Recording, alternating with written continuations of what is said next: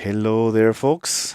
Welcome once again to the stream. I'm Quincas Moreira, actually. I have a hard time saying it with the American accent. It's my name after all. And we're picking up where we left off yesterday. Again, I'm composing songs, hopefully one song a day. I'll get to it eventually. For now, I'm taking a little longer than a day per song.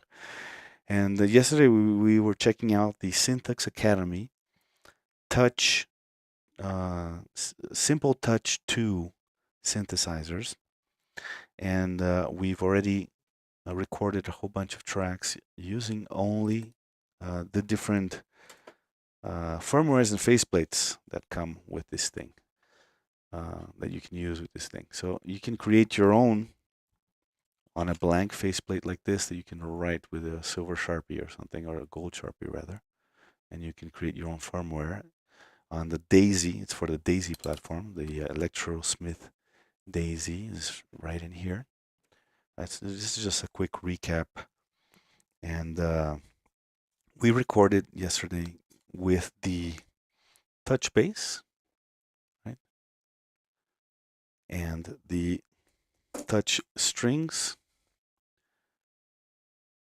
And we saw how to load up the firmwares from the GitHub. And today, and we also used the drum machine. The drum machine I don't have a faceplate for, so we just looked at the online manual for it. And today we're going to start by using the touch effects mode of the touch synth here. And I'm using my trusty Yamaha reface YC, which is a really nice organ simulation. Hold on, let me put my phone away. How's the battery doing here? Yeah, it still needs to charge a while. Again, I apologize for my voice. I'm sick as a dog, but I'm still excited to join you, my good friends, today to continue this project. So let's have a quick listen to what we have so far. I use the Pro Tools Elastic Time to quantize the drums that I played by hand, right? Since this is electronic music, it's nice for some elements at least to be fairly rigid. So we used that feature. Since these things don't have any way to synchronize them, I'm just playing them mostly by hand. We did do the string synthesizers with their looper, with their own pattern. And they're sounding kind of like this. It's 3 tracks of string, loop, right? And then I based the grid of the session on this rhythm. I measured the rhythm and set the session to 230 BPM. 230.7207. Yeah, that's what happens when you record first and then measure the BPM. You don't get a nice round BPM, but who needs nice round BPMs anyway? I mean, that's not how real life is. Real rhythms in real life happen with fractions. So hold on a second. I need my drink. I need my tea.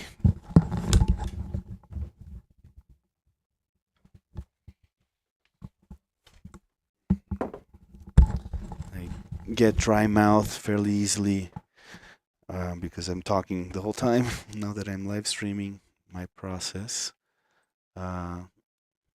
Hey Summit 1249, welcome to the stream. Anybody else here? Say hi, please. I'm hoping to see the usual suspects. Yesterday I had a really nice help from a knowledgeable viewer who ended up being my tech support. That was super cool. Okay, so let's have a quick listen to how the track is coming along. It's got 3 string loop sections, 1 bass track, a second bass track that's more like a higher pitched synth rather than a bass line. Kind of follows the first one. And then I did kick, snare, and hats. Really like the kick. I think the snare is probably going to need some layering, some beefing up. So let's check this out.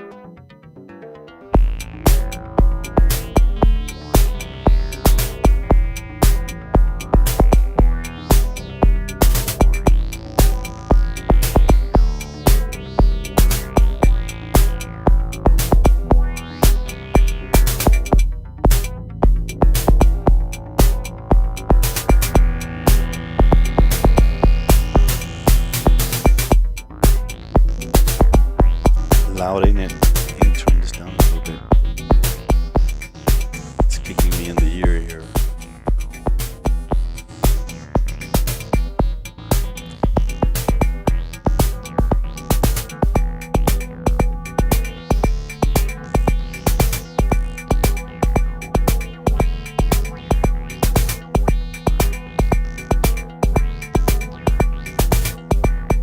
Yeah, so it's kind of dense and busy and meandering, doesn't go much anywhere, and we're gonna have to fix that with creative editing and arranging. But we're not done adding elements to it yet. What I'm gonna do is I'm gonna strip it down a little bit, mute these string loops, because they'll be used judiciously when I start really arranging this track. For now, they're a little bit cumbersome, so we're gonna listen without them.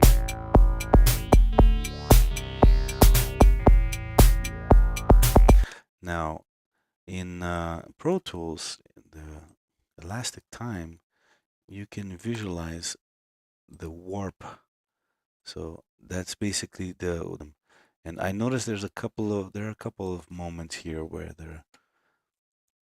the drum tracks don't seem to be doing exactly what I intended them to. So we're gonna visualize the warp display of my drum tracks and adjust them as needed. So, and in fact, I'm gonna solo the drums, so we're not, hearing the whole thing, and that way I can focus in on what I'm doing.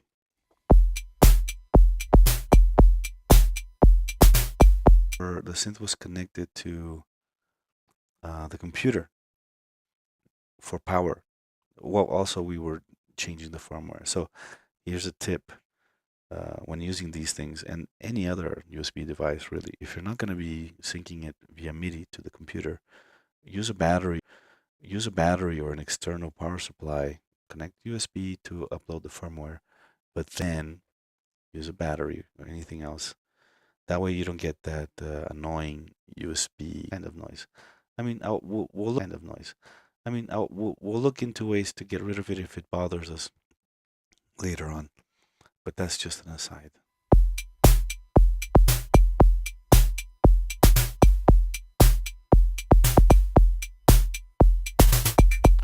See this snare, triple snare here, sounds a little weird. Right? I'm not crazy about it, so I noticed that the first one is the one that sounds not so cool. First hit. So I'm gonna go back to waveform, and our grid is in 8 notes here. 8 notes, which are actually 16th notes, right? Because I measured the BPM double what it actually is. So the BPM is 230.7, which means it's actually probably closer to 115.4, something like that.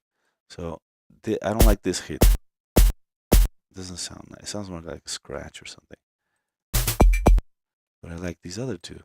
So I'll steal one of them, right? So I'm selecting this one, copy, paste over here. Much better. Go back to warp.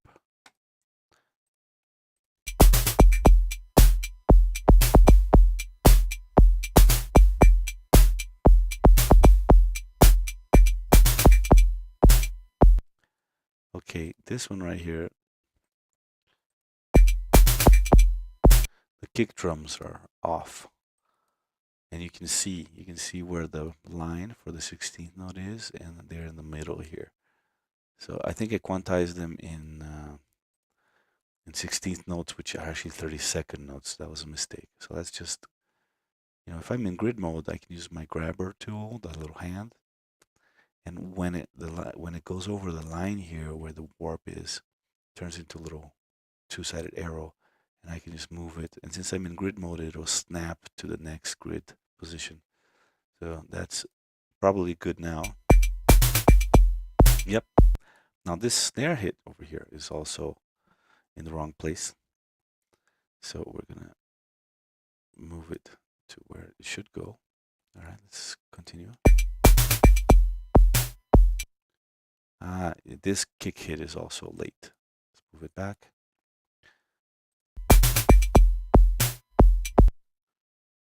No, it should be here. It should be. Okay, so no. So it should be there, and this sooner. So let's see. Right, and this hi-hat can probably be like a little bit after too. Yep. Cool. So I fixed it to what I meant when I performed it, right? Sometimes when you make a mistake while performing and you then quantize it, the quantizer will quantize to a different place than what you actually meant what you were thinking when you're performing, and only you can really tell that when you're listening back and you make these adjustments.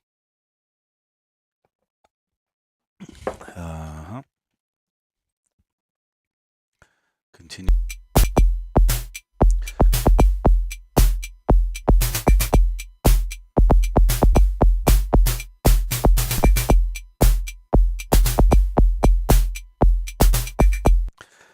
This little snare hit here, I don't like. Now this thing does the same thing, but it sounds nicer. So I'm gonna go back to waveform here. I'm just gonna steal the first snare hit from here and paste it over this one that I didn't like. Let's hear that. Much better. Let's go back to warp.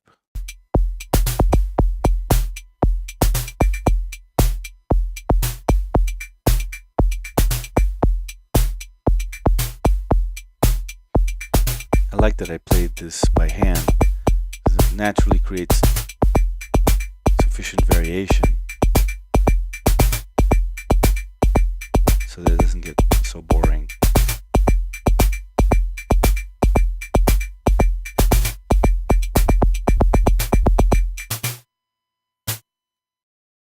Let's cut off that last snare hit there.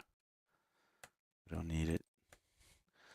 And there's a couple of, like this right here, the snare is a little weird. It sounds like dragged.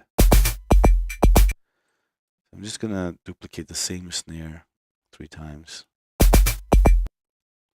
Right, I'm gonna copy this section and put it here because it's the same pattern. That sounds better.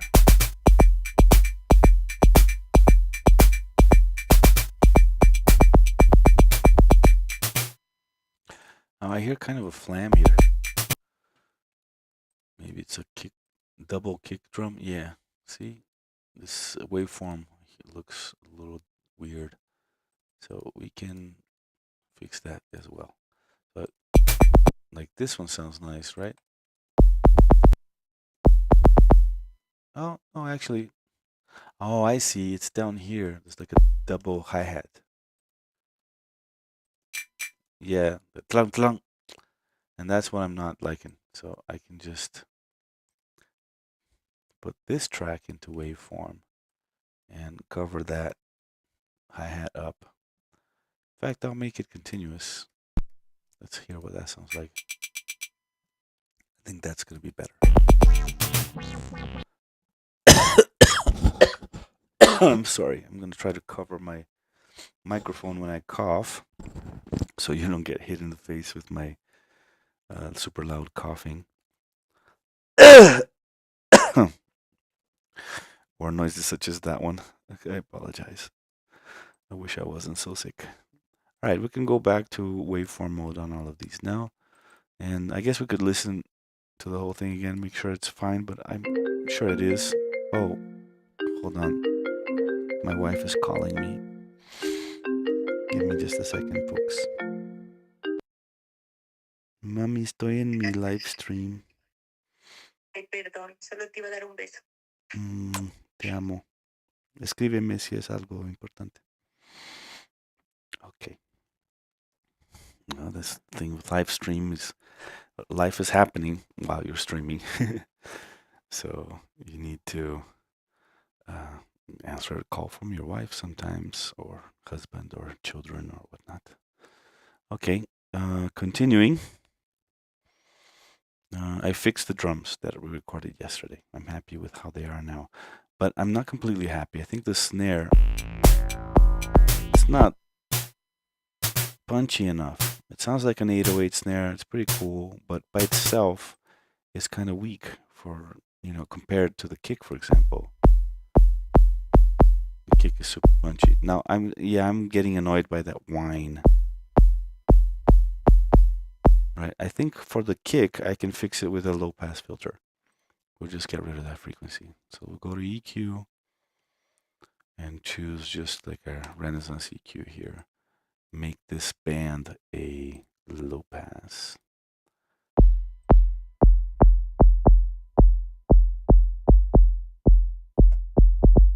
Right, I lose some of the snappy of the kick, but I think that might be even cool. It still sounds good. Maybe I don't need that high end on that kick anyway. Now let's hear the snare. The snare doesn't have the whine. It was only in the kick drum. Let's hear the hi-hats.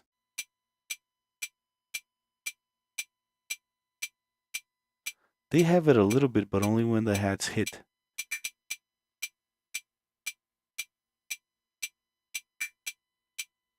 So it's not so, doesn't bother that much. Let's listen to the three together. Wait a minute.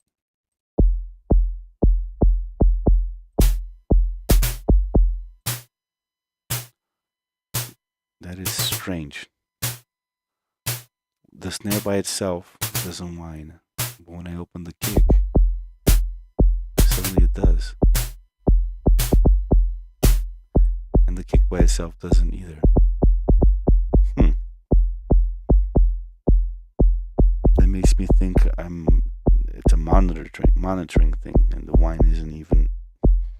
No, but when we were EQing, we could hear it, right? Weird.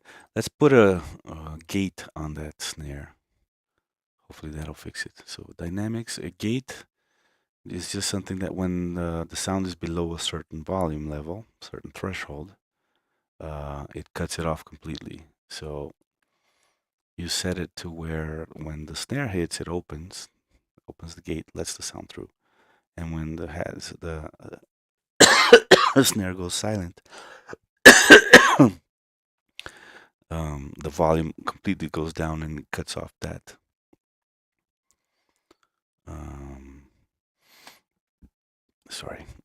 It cuts off that whine.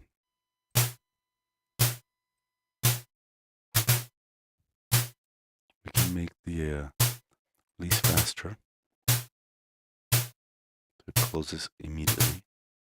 All right, let's listen to kick and snare together. There we go. Hi-hat. Now the same thing is happening to the hi-hat. I think maybe, this is the noise reducers on my mixer here, which is a kind of gate. And maybe that's what's been cutting it off in the monitoring, cutting off the whine. So let's listen to just the hi-hats.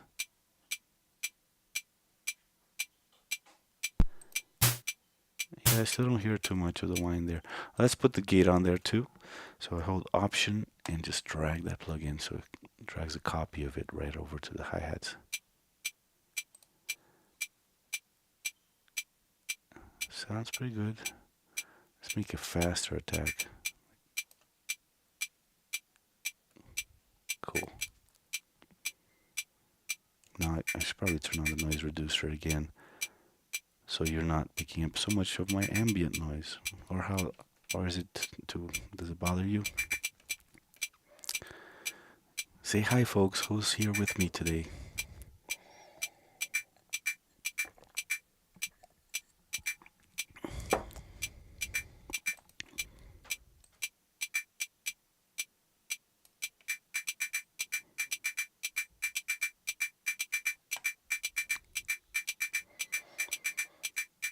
You know, let's EQ that hi-hat too. Little Renaissance EQ from Waves. Old plugin. I got used to using these. I learned Pro Tools in the year 2000. And these were pretty brand new back then. They're vintage. They're 25-year-old plugins at this point. There's all this, some gear you would consider vintage. There you go. A little higher pitch. Let's listen to. Right, so we've cleaned up, edited and cleaned up our drums. Let's listen to them with the bass.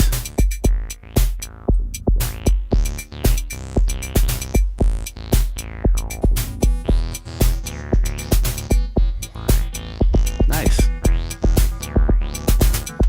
Still though, I'm not completely happy with the snare sound. I want to layer some other snares on there to make it snappier. And I have a beautiful modular synthesizer here. I've been teasing this synth for a few days. You folks might have seen it in the background, but I haven't used it. And you're like, why doesn't he use that? That thing looks so cool. So we're gonna use it today. Right now we only have half of the big rack on because I still need to. I've been reorganizing. The other half isn't all cabled, all plugged in yet. So I have one module here called the Mutant Rim Shot. And that one, I made a video recently of it and I really liked the way it sounds. So let's see what we can come up with for a layered snare that will be snappier. We'll sample it and then put it in the song. How does that sound? In fact, I can zoom in this camera too. And both of them can be looking at the modular right now. There we go. Okay. Hey, Adrielígena, Mr. Green, welcome. Bienvenido. Thanks for joining. I'm going to turn on the noise reducer so you're not hearing every little mouth noise I make since I'm sick. You know what I mean? Okay. So I need some kind of trigger. Do I have any buttons or anything that I can use to trigger this with, or a clock perhaps? I'm sure I do. Yeah, I can take the contour 1 up here and generate a loop with it. And doesn't seem to be on. Huh.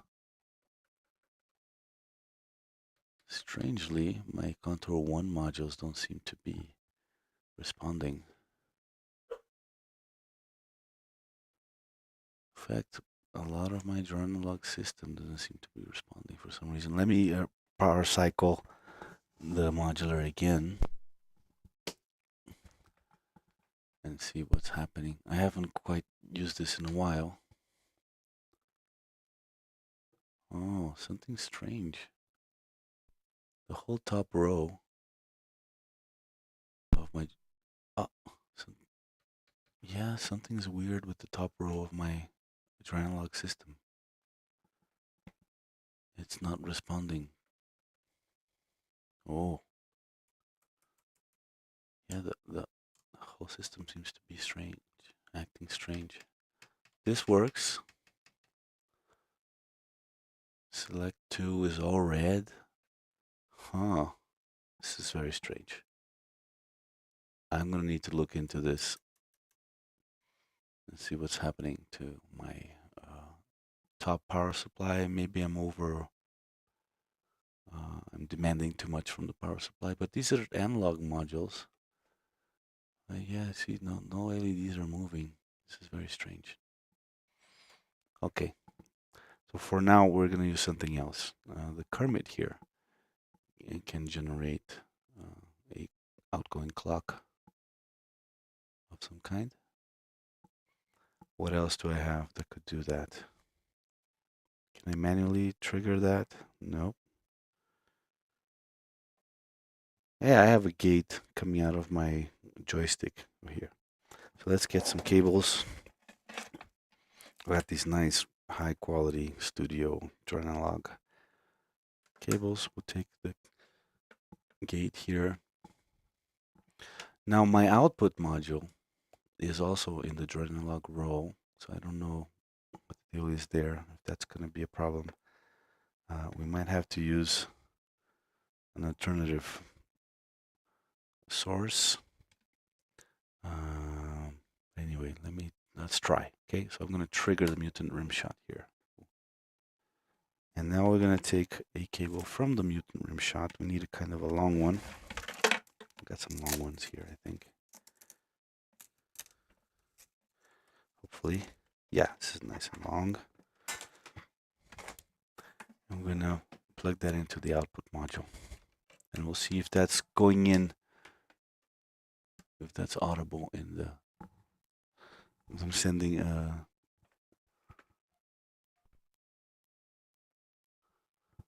output here cable. Oh, maybe it's the phantom power?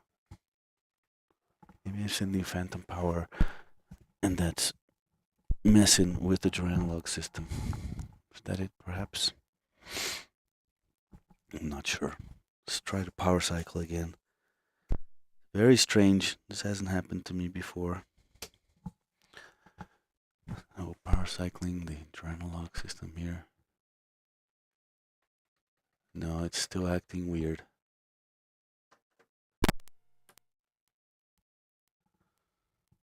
And we're still not hearing anything. So, okay, never mind that. Let me just use a direct box. I'm gonna go get a direct box.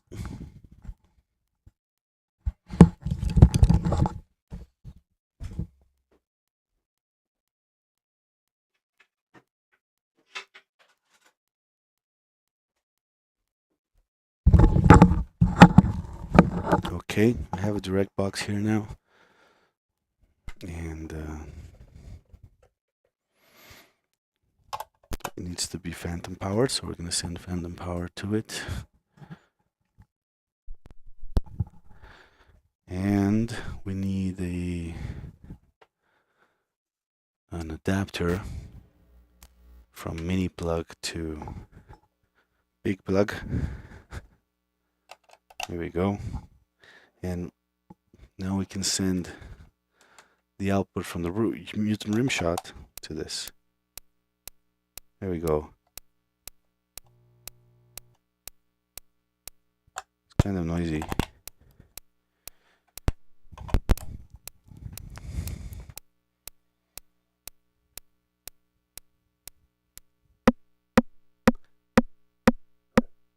And let's create now. I like to throw some white noise on there. Where do I have white noise in this system? I'm just getting reacquainted here with the modular. I haven't used it in a while. So yeah, I have a white noise right here on the noise plethora from Bifaco. We're going to send that into the VCF in. All right.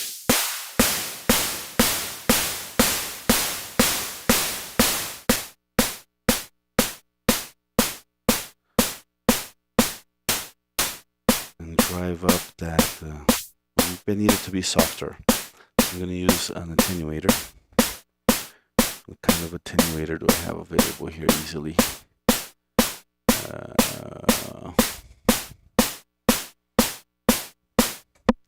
I think the one in the Ginkgo Synthes Battle. It's a battle mixer here for like scratching and stuff. I can use it as a simple attenuator for our purposes at the moment. So we're going to take an output A and B. I'm going to send that to the VCF input here.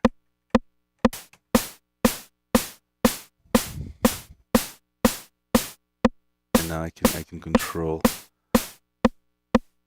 that volume, right?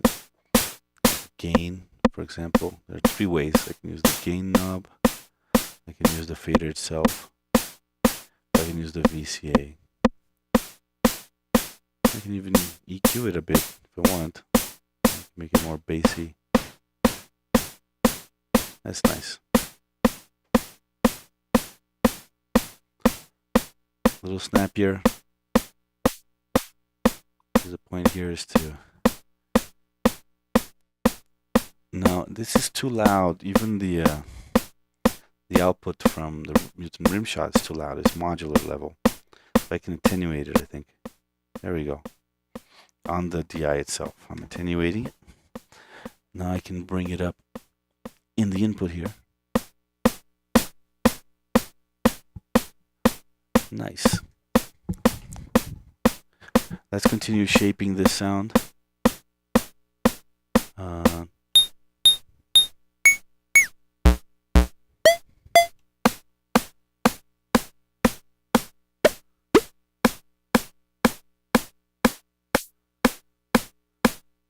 Low pass filter. ACF mod will make it positive. Yeah, so this is sounding much snappier.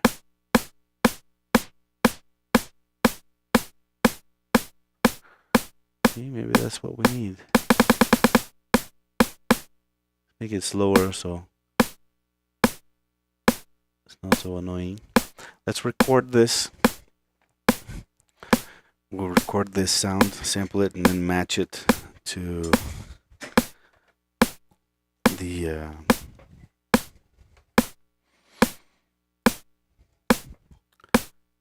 other snare that's already in there. Okay. So we open up a track here. Shift Command New on Pro Tools. New mono track. Call it Rim. Choose input ADAT1. Is that the one we're using? Gotta make sure on options here that we're in low latency monitoring so we don't hear double. Set it to record and Command R, and there it is. We have 2 of them. And now we can quiet it, silence it. We've got our sample. We've got our mutant rim shot right out of the modular. It seems to be a little clipped, but if it sounds good, it is good, right? Let's just hear how it sounds by itself. Sounds good. Sounds good to me. So now we just need to isolate it. And now there's a couple of ways to do this. You can use a sound replacer plugin, for example. We can go into Logic and do that. Or you could convert the snare to MIDI and then put this rim sound in a battery, like a Native Instruments battery drum machine instance, and trigger it with the MIDI from the MIDI snare track. Those are some ways to do it. However, I think all of that would take probably longer than if I simply excuse me.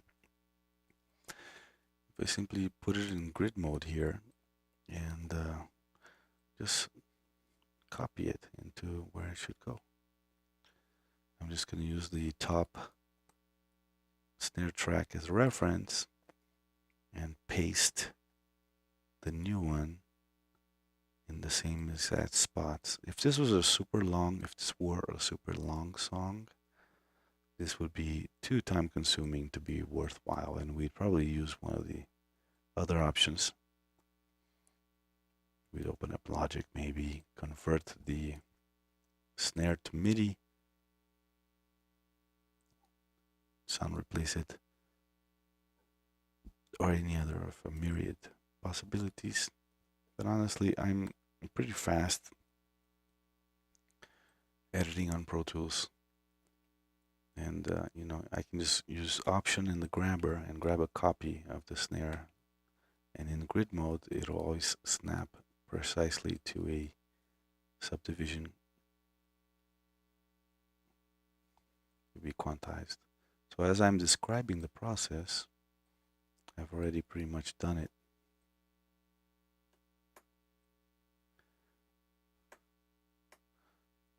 And here we have 1, 2, here's a little fill. Now here's a trick for the fill. You can make the first hit of a fill a little softer, so it's like ta-da, right? That's a possibility sometimes. You just use the clip gain. Every clip on Pro Tools has a little volume knob here that you can use to adjust it. If you adjusted it and wanted to go back to 0, just hold Option, click on it, it goes back to 0. Right? So yeah, as I'm pretty quick, it's faster for me to do this on a short song. It's not even the whole song. This is just a minute, right? The song's probably going to be triple. But once we've done this, then we can just copy and paste full bars of both snares together. So I won't have to do this matching manually anymore once I've done it to this first minute of the song. Hola, Quincas. Hi, Insect God. Thank you for joining us again today. You were my wonderful tech support yesterday. Very welcome contribution. So if you are just joining us, just to keep you up to date, was a little weak. And I really like the sound of that module. So we added a little white noise to it. There's an input that goes straight into the filter for the mutant rim shot. So we created a snare that way. With the rim shot, the built-in rim shot sound, added a little snare to be, a little white noise to act like the snares on the bottom of a snare drum. And this is what it sounds like, by the way. Right, so that's our new snare. The old one, this. So both of them together sounds punchier.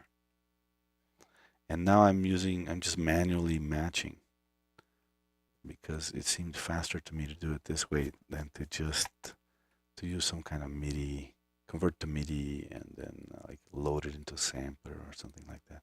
So yeah, it's actually done.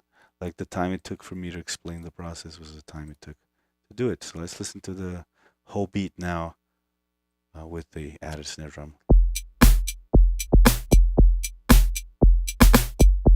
That sounds much better. Does need a little reverb, right? Let's add a reverb track.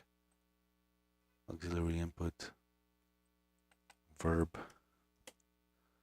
You know, when I was learning Pro Tools in the year 2000, I saw a video by DigiDesign, which was Avid at the time. Avid didn't own DigiDesign; they bought him later.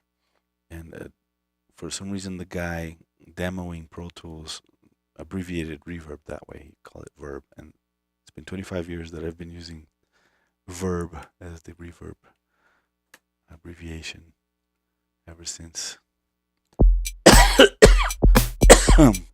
Excuse me, I'm coughing. I'm still sick. Now let's choose our plugin for reverb. I always use the Valhalla. How about we do a different one this time? How about Studio Reverb? I don't even know what brand makes this one. And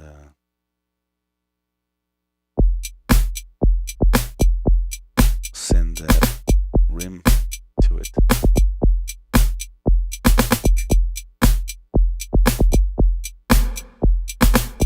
Nice, I like it.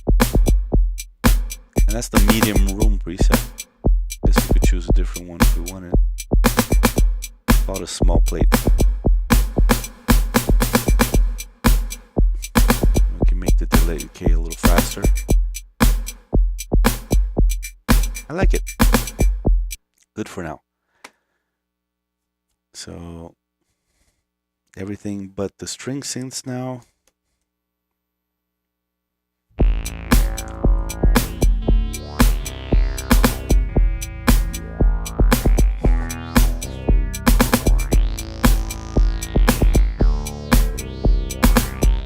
Oh, it looks like I lost my camera feed. What happened there? Oh no, it's still there. I had lost my OBS. for some reason, view, my personal view of the OBS. Emmanuel Ferrarotto, welcome again. Sounds very nice and delightfully unique. Thank you. Thank you. We're getting there. Still not a song, right? We only have like a minute of a couple of ideas and loops and stuff. And we'll get into arranging by editing pretty soon. But I wanted to get the sounds to where I want them. So I needed an extra snap, like our friend Insect God mentions here. Ah, huge difference. Listen to it without the rim. So that was just the snare from yesterday, right? And we had the rim. That's a whole different ball game. Now, you know what? I'm worried about my Jordan analog modules, because there's something wrong with the power supply, I think, and they're not functioning properly. So I'm gonna turn off the modular just to make sure nothing burns out, and come back. After the stream, I'm gonna troubleshoot and see what happens, because I hadn't used the modular yet since I reordered and reorganized everything. And for some reason, my top row of Duran analog modules is malfunctioning. It's not functioning. All right, but we got the snare we needed.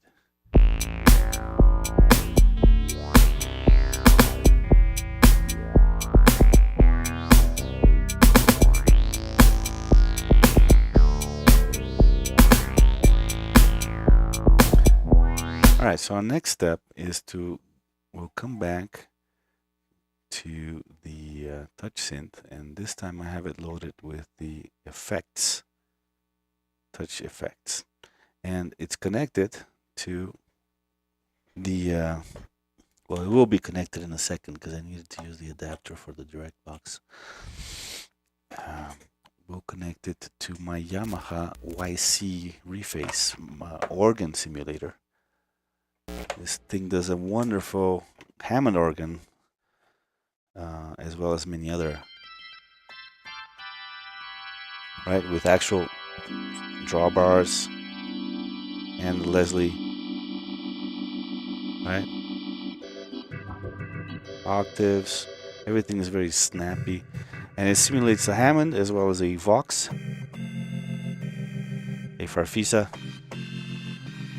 an Acetone, and old Yamaha YC original, right? So we can, I don't know which one should I use. I'm usually partial to the Hammond because I feel like all the other ones were trying to be Hammonds anyway, and I have an actual Hammond simulation here, and it's the more classic one of all of them. But I don't know if do any of you have a suggestion as to which one I should use? Already we have reverb and delay happening here. Let's turn that off. Oh, I have the built-in reverb is all the way up actually. Right, so this is like the clean sound.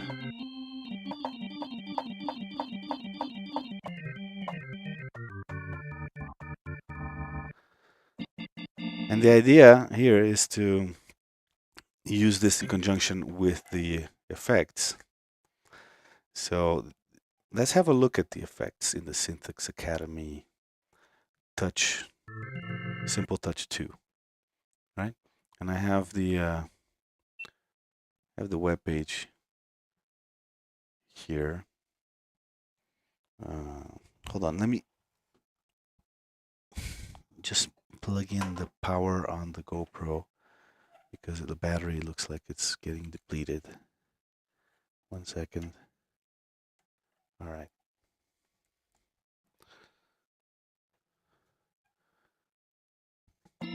So no opinions as to which organ simulation I should use. Here's the Hammond. Here's the Vox. Here's the Farfisa. Acetone. And Yamaha.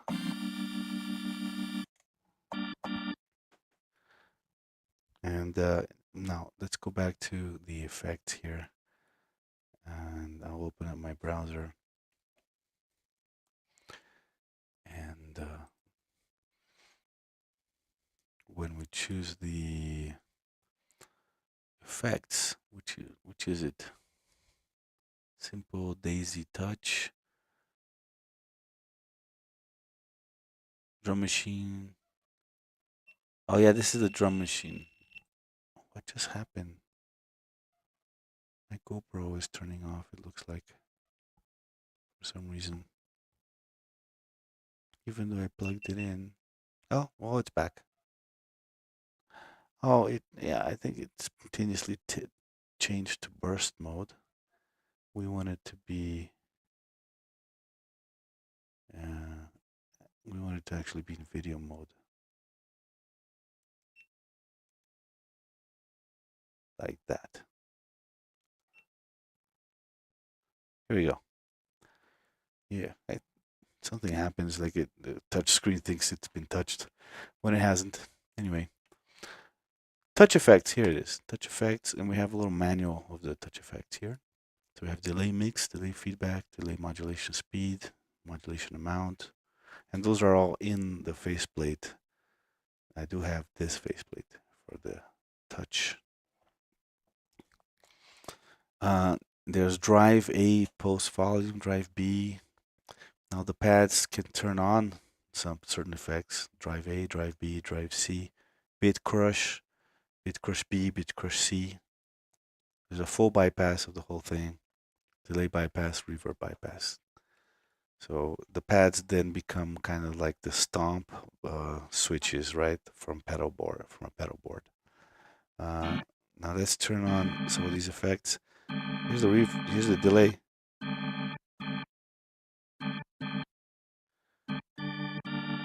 And I think it's in bypass. So P8 is delay bypass. P8. This is P8 right here.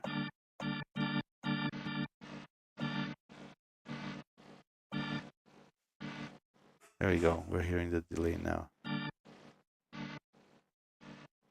Maybe we'll turn the modulation down a bit.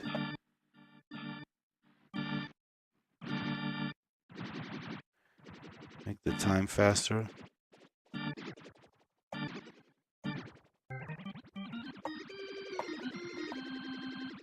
Kind of cool. It's a really cool effect, actually.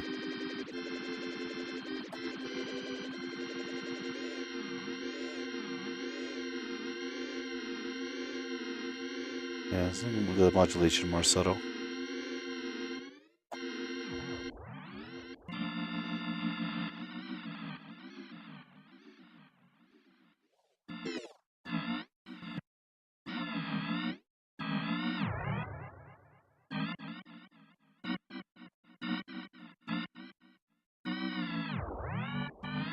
Oh, this is the mix. This is the feedback. I got mix and feedback confused for a second.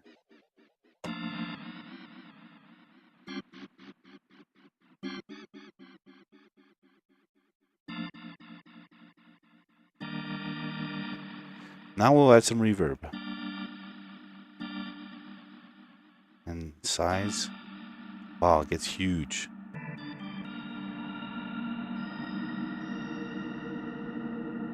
Listen to that reverb algorithm, it's impressive. It's very quiet, not noisy at all, and very fluid and liquidy. It doesn't sound digitized at all. It doesn't sound like bit-ratey or anything like that. That's a really cool sound right there. It's almost like a pad. So Insect God says Farfisa. Let's go Farfisa. Yeah, you're right. It cuts more. Cool. Maybe that's too much reverb, right? Maybe that Leslie's too fast.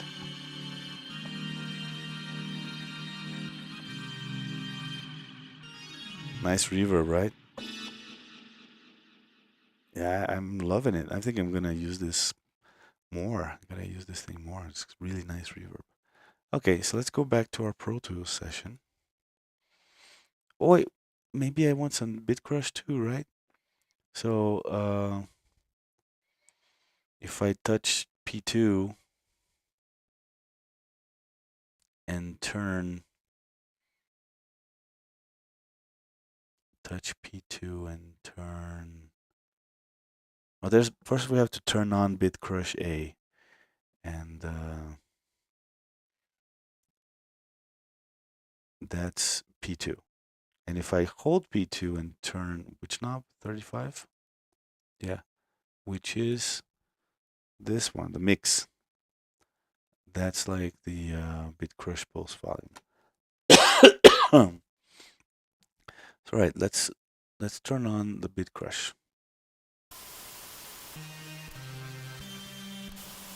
Oh, well, it adds this crazy noise.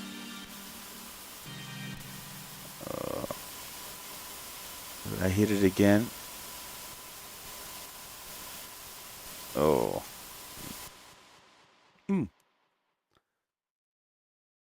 What did I just touch? I touched P6. P6 is bit crush B.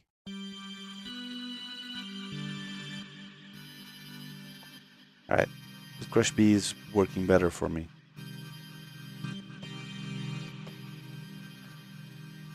And then we can use, we can touch it and turn up the mix.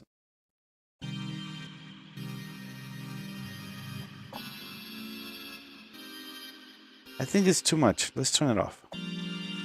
We're just gonna use reverb and delay. I mean, it's nice that this thing has bit crushes and drives and stuff. Maybe it would drive?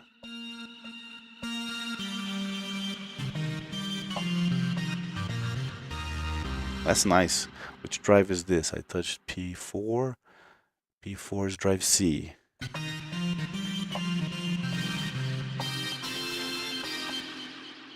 Nice. I like it. Okay. So let's go back to Pro Tools now, and I don't even know what key I'm in. Let's listen to that bass line.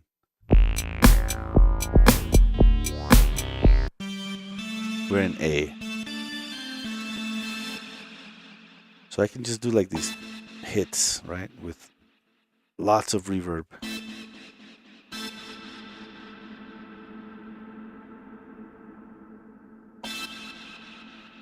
Do I want, I mean, I like the sound of the drive, but do I really want it? I think I do. Yeah. This is gonna be like a hit at the one at certain moments. Out of the drawbars.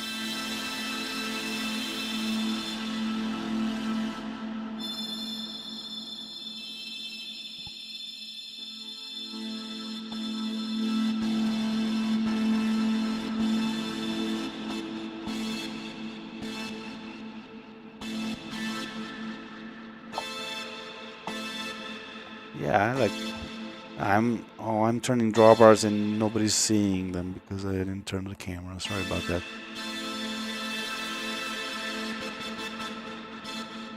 I like this drawbar setting right here. I think it'll do for our drive, yes, right? I thought so. Okay. There's a lag, by the way, in our communication. Because you guys see what I'm doing like quite a few seconds afterwards. And I'm not always looking at the chat. So by the time I answer anything, it's been a while. Sorry about that. All right, let's open up a track. Stereo track. We'll call this the organ track. And we have to assign it to inputs 5 and 6 on the interface. ADAT 5 and 6. There it is. And now I think I'll turn on the metronome just to get that little count off. And we'll do an A minor chord at the top. Wait for it to quiet and go.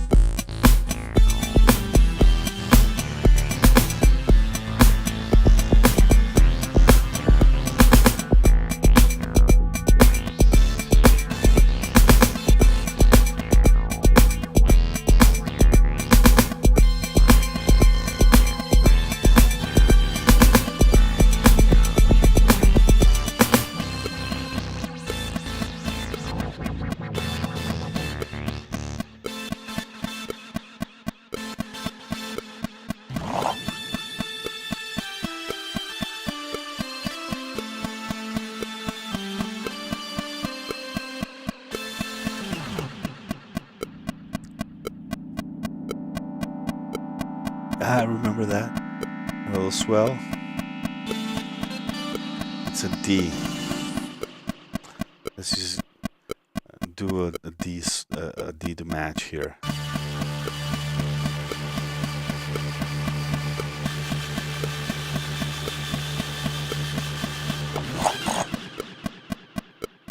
Cool. I think we have stuff to work with here. So turn off that damn metronome.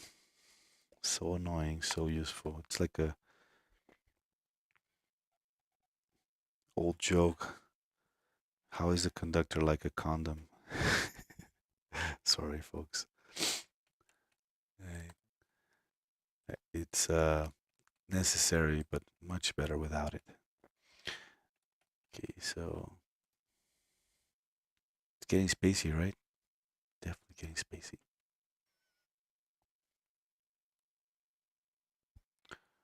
All right, so now it's the time to create a song out of all this mess. And I think I'm going to start with the little string loops. I'm going to hide the original. Wait, before I do that, let me see if we can use any of those one hits from the beginning of the string.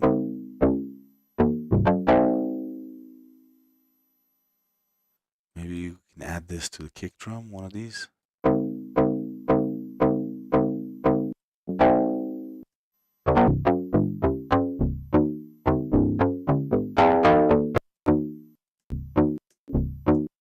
Like this little hit right here. Maybe this can make the bass drum sound more interesting. So here it sounds like itself. Kind of like it. All right, so let's cut it. We'll create a playlist. So we can still save this original track, right? Now it's generating that like USB buzz that I don't like, so we're gonna filter that a bit. EQ, Renaissance EQ, choose band 6, select it, low pass.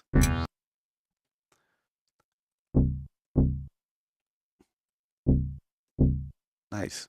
Now let's hear that in conjunction with the kick. First we'll give it some clip gain.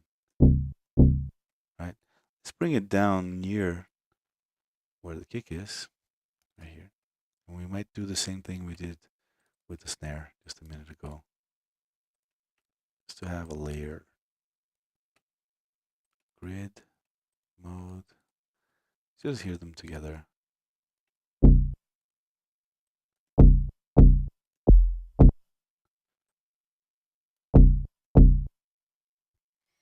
Maybe that's too loud. We can. Oh, I kind of like it. Sounds like a oil can or something. So, but this time maybe we don't need to match every kick hit. Have that on all of them. We can just do a 4 on the floor thing with this one. 4. And then select a bar, complete bar. Look up here. It says how long my selection is. So a bar, since we're doing double BPM here, a bar would actually be 2 bars.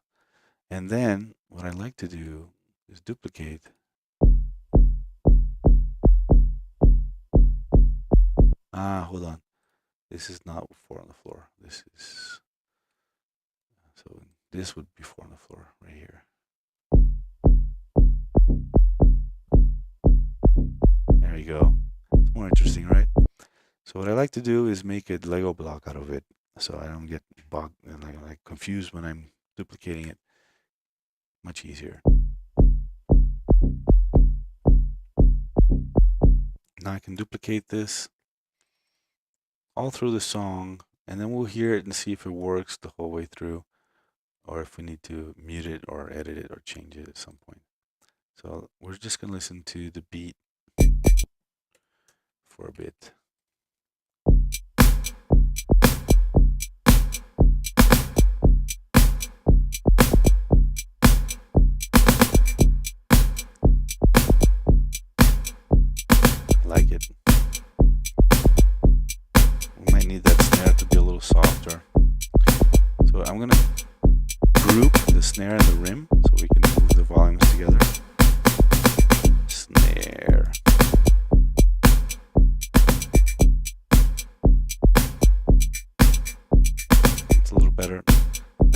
hats to the reverb too. I think I want them panned more to right instead of left. For some reason, my ears is asking for that. My ears are asking for that. I'll turn the bass on now.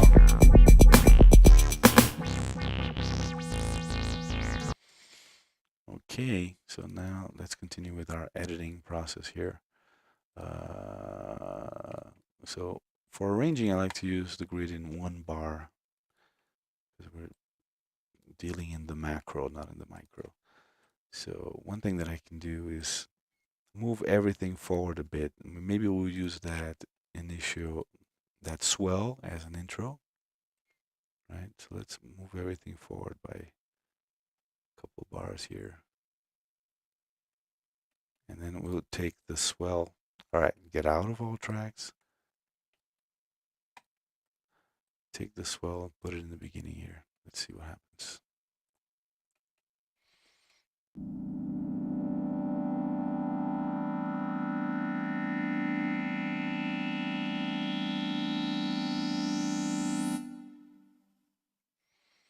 And then we can start with some of the string loops. So let's unmute the string loops and bring them in to right where the swell ends.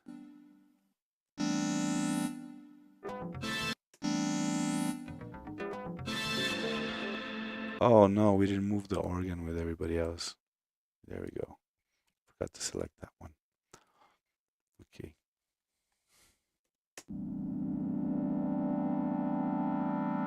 It's kind of nice.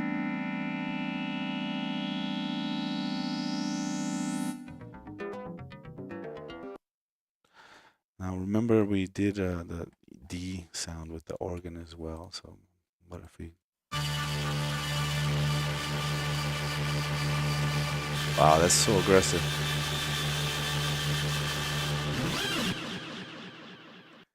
Let's bring that in and see what happens. But I'm pretty sure we're gonna want it to be either just softer in general, but also possibly either a filter sweep or a volume swell. So let's try first the fade in.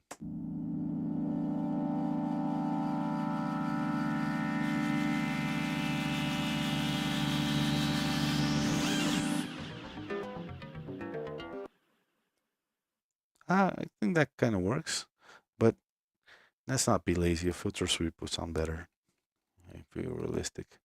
So let's put a filter plug, and that would be a nice way to show you guys plug-in automation on Pro Tools. So I think on EQ, right? Do I have a one knob filter? I do. Right.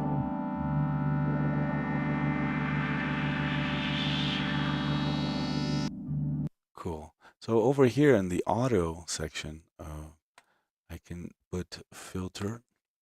I can add it to the plugin automation, and now there will be a lane available in the automation for this track. So over here, instead of waveform, I will choose one knob filter, and we can do just a big old line going from nearly 0 or 0.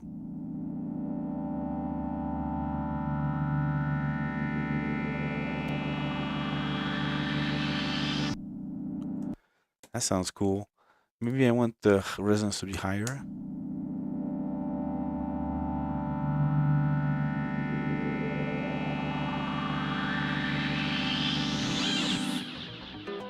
I like it.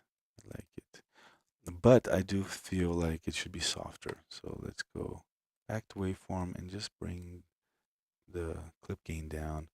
Or I can just turn down the whole track a bit. But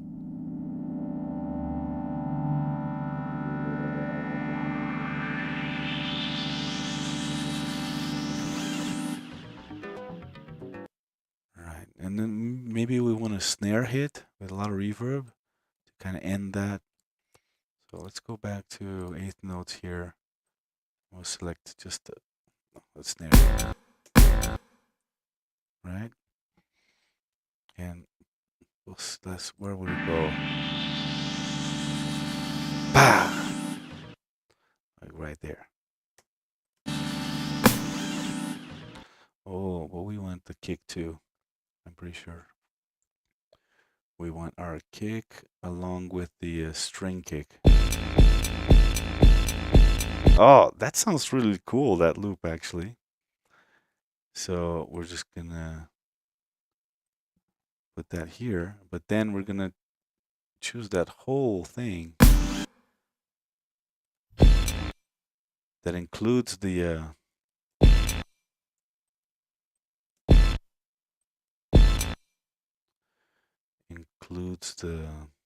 or was it this one? I think it was this one. Includes the organ. No, I think it's before. Was it?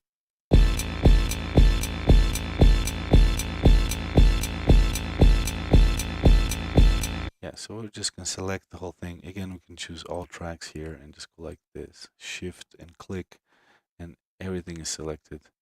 And we can click on edit, use the grabber with option, and bring that in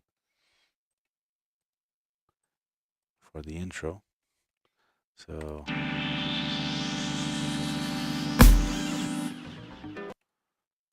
I think this should go a little afterwards. So it matches the wow from the organ.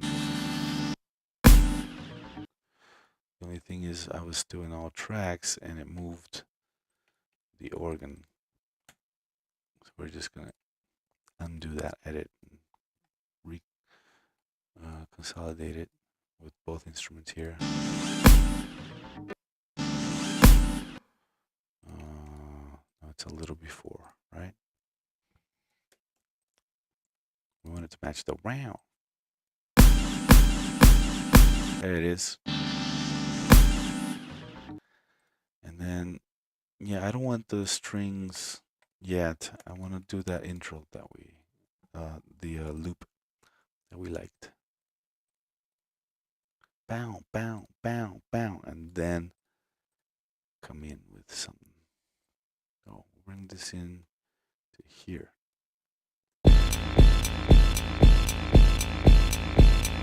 Did everybody come?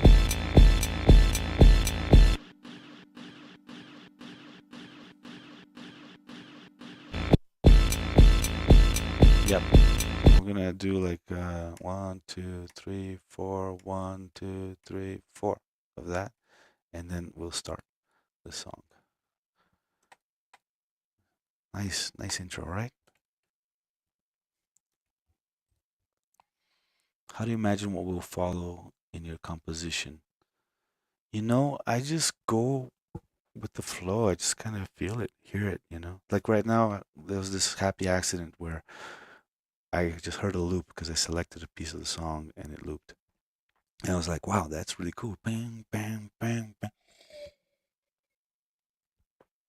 And I just kind of look for what I would like to happen next, right? So after that, town, town, town, town, it would be nice to go into just like a boom, boom, boom, like a minimalistic thing with just simple for a while. Because after this bombastic intro, it'd be nice to just get into a groove for a little while. So let's hear the whole thing for a second.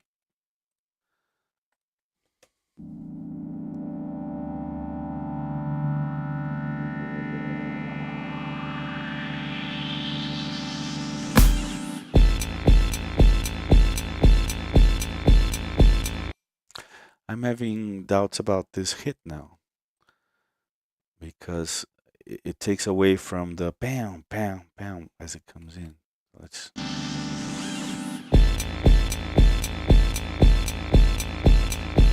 And now the last couple maybe should be half as long. So I'm gonna choose select here. Dun dun dun dun. Right? And maybe da da da da. That's so cliche. It's so overused, but it works. So da da da da. Dun-dun-dun-dun. But it works, you know.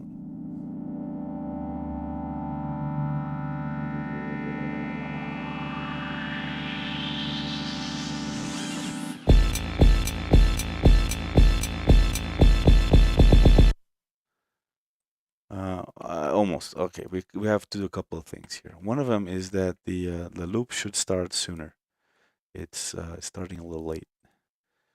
So it's like ram, boom, right? It should be right after the organ row thing. No. So maybe it's here.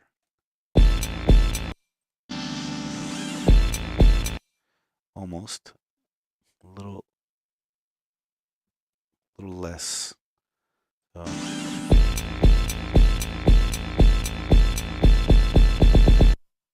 Dun, dun, daga, daga. So there's one too many of the. Let's see, yeah, 3 is too many of this shorter loop here. So we're gonna duplicate it as well and make it another one of the shorties. And now let's hear that. We're gonna not lose time, not waste time.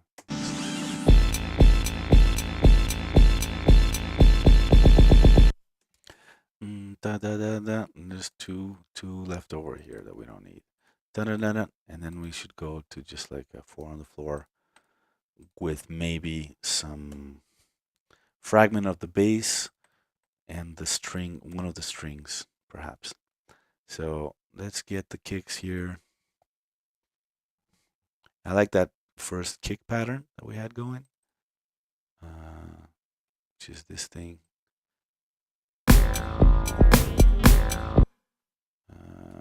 Hold on. Don't, don't. Maybe double.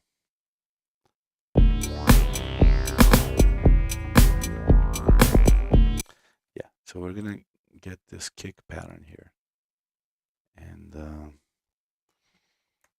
just drag it right to where our intro ends.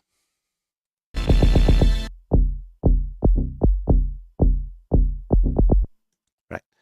So we want that to happen for a little while. So that means we're going to need to make some more space. So we're going to go back to all tracks and select everybody,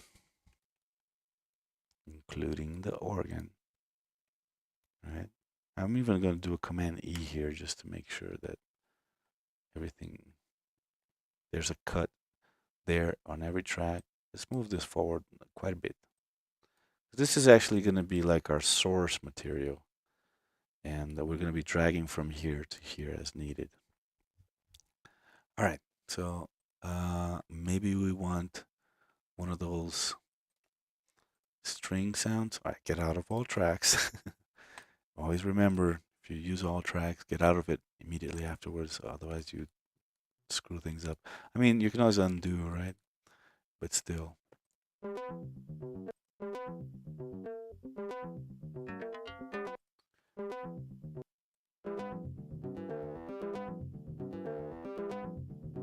I like this without the middle one. So we're just going to grab this one and this one and move a copy of it, right? With holding option using the grabber, we move a copy of it over to where the beat begins, right around here.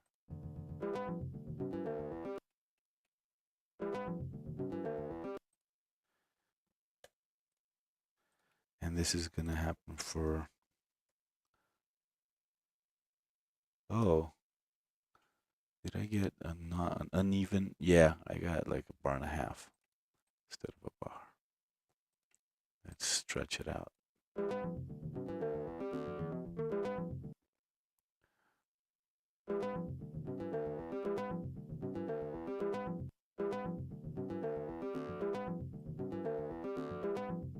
Oh, I think it's here. I think it's, yeah, right here. And rather, this is not complete. Yeah, this is not a complete loop, the kick. loop that I selected. This needs to be a little bit longer to be a complete 2-bar phrase. There we go. My mistake. Okay, now we can duplicate this, and we have a whole section here. Let's see. Now unsolo rather, the 2 strings. And we can bring their volumes up now. Let's do it.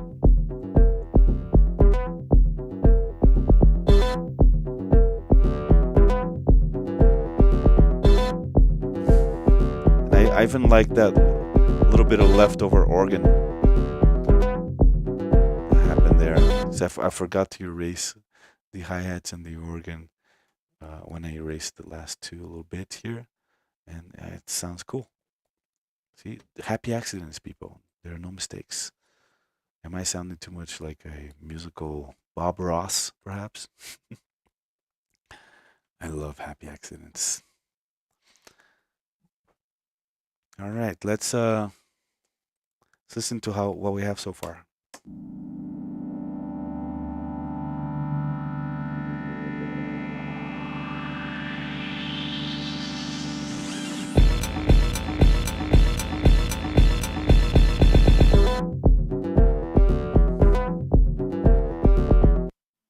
All right, let's repeat this a couple of times.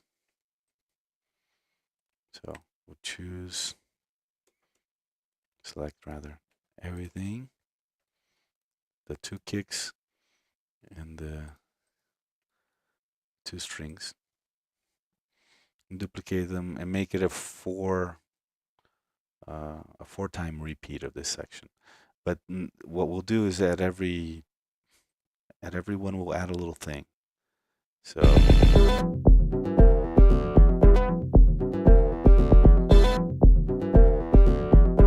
actually this is fine. And here we can add the hi-hat maybe, right? So at the middle point of this thing, we'll add the hi-hat. So where's the hi-hat? Where's the hi-hat at? All right, let's grab some hi-hat. Let's put the grid back on 1 bar so we can use, we can edit in the macro. And I don't know, I'm just kind of randomly grabbing.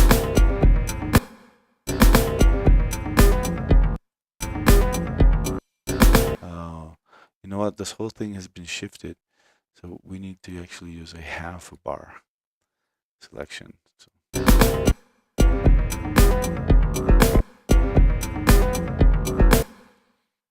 if I wanna get, yeah, no, let's just fix this. Let's just fix this. My whole thing here is shifted off the grid a little bit. So we're gonna go to all tracks again, get the whole thing, and move it to, there you go, to where it's, the 1 is on 1, right? It's gonna make everything easier. Now we'll go back to 1 bar and get out of all tracks. Select.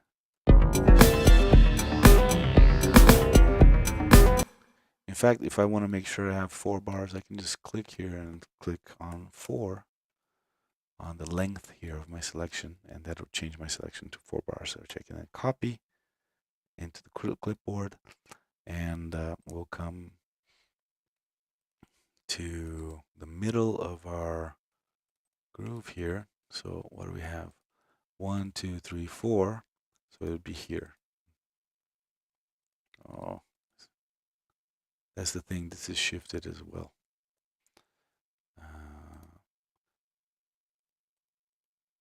So why don't we grab the whole thing from the loop? I was feeling like it was starting a little late anyway. So we'll grab everything after the initial swell and just move it back to a 1. So let's put this back on 8 notes here, and move this whole thing just a little bit further back. Now what we can do is get out of all tracks and just let the synth here finish, right? And bleed into the intro, and we'll do the same with the organ.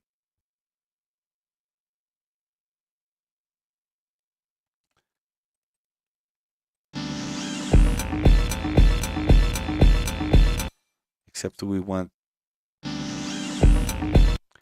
that organ hit, so we're gonna copy that right here. All right, let's listen from the beginning again. I think this is gonna feel less lopsided, less weird.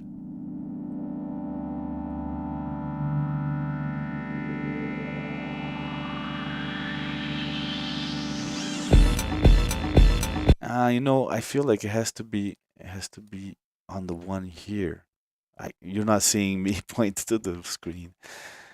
I feel like this has to happen here, right? So maybe we'll have to move the organ back a little bit so that the organ slide thing happens earlier in the song. But I definitely feel like um, this should all happen a little bit sooner. Again, make sure you select the whole thing. Just go up and down and make sure. And we're gonna move it all. Let's put it back in one bar. I'm gonna move it all to here. Now let's see.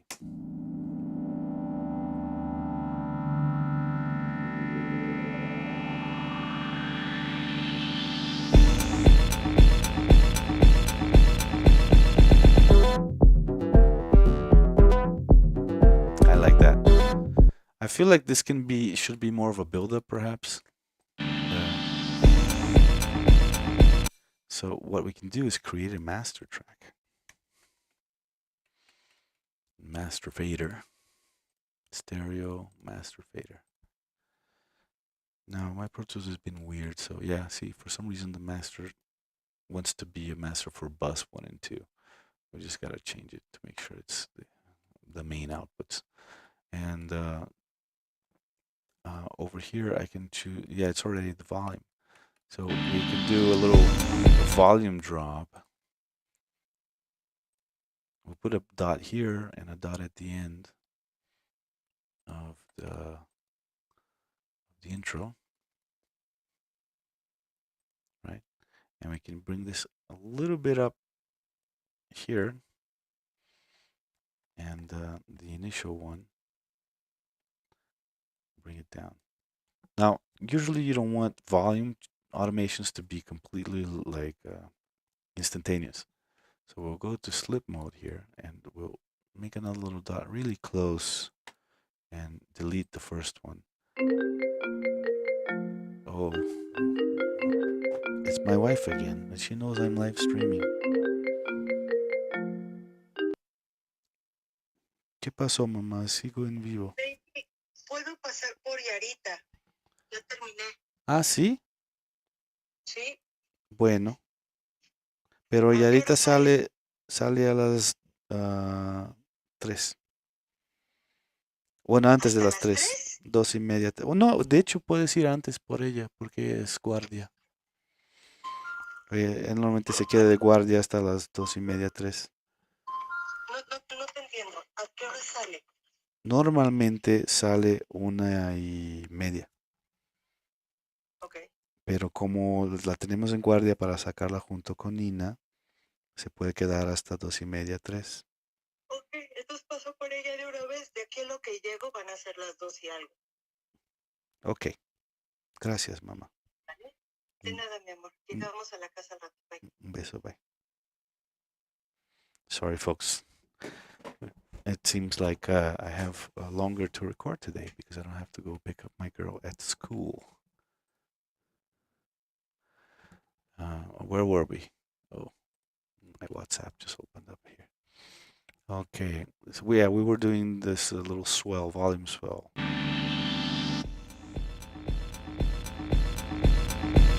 That's too much. It dropped too much.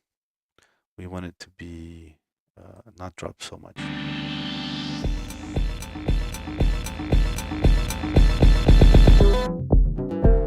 Yeah, I like that. Let's hear that. So you see, I'm mixing and composing and arranging all at the same time. I don't separate the process because if I have an idea for mixing, I won't remember it later.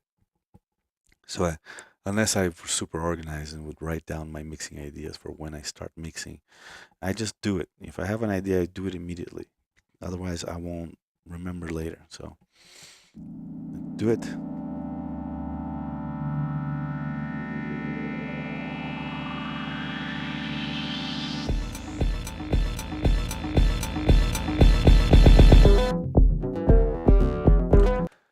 Now again, just good practice.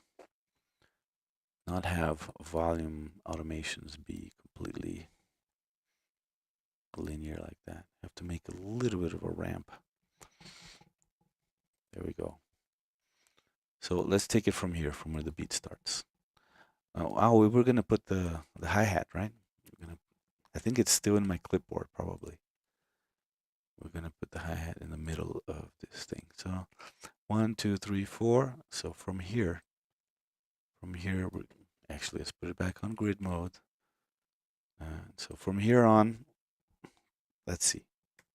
Yeah, Command V. And let's hear how it sounds with the hi-hat coming in.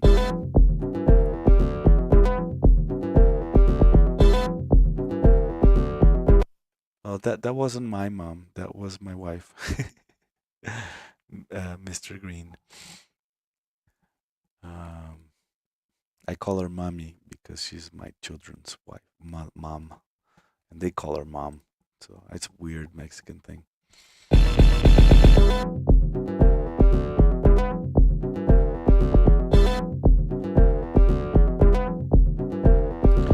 Now, you know what? There was a moment when I played an organ.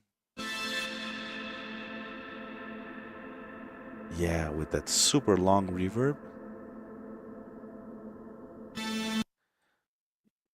Wouldn't it be cool to have this reversed as kind of a crescendo into the next section?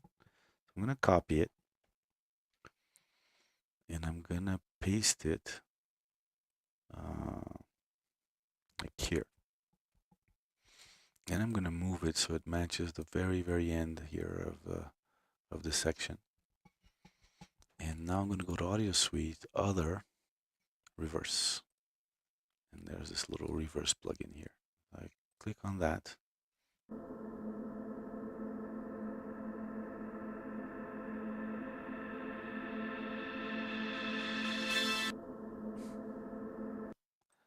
A little bit after, right? Because it does do it like bam. And we can also do a little bit of a volume automation. So it's even more, it starts even more subtly, right? Like that. And we probably want to do a little fade in because it's starting a little abrupt. So let's listen to that.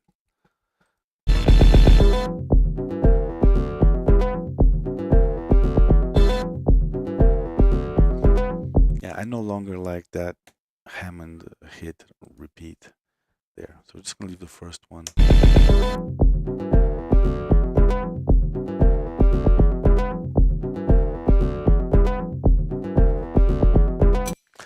Now, it'd be nice to do some kind of a glitch turnaround to the when the hi-hat comes. So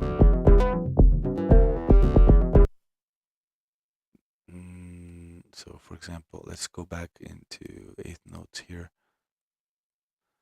Grid mode.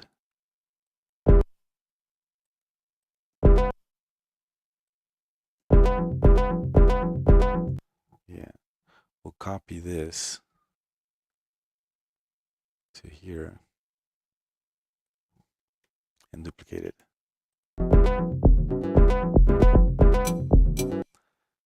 And then we'll do this and this. Check it out. There you go. So it's not so samey.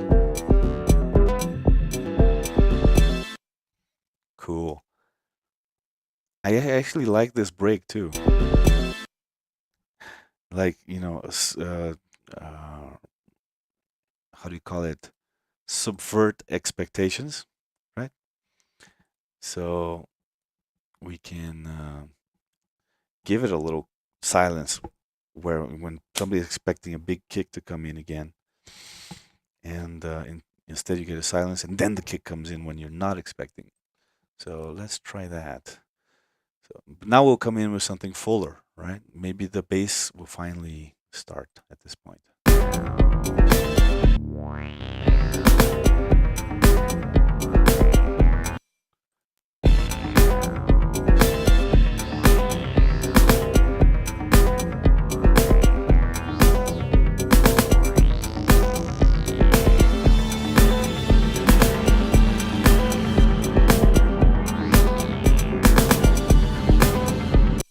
I think I made a mistake and I moved the organ um, out of sync with what I initially played. See? It's probably more like this.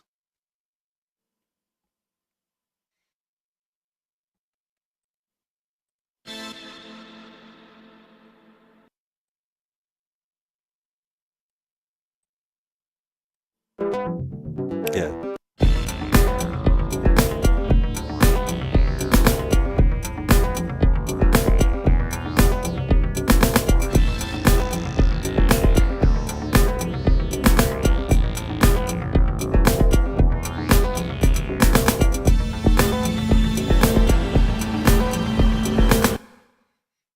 Right. So let's.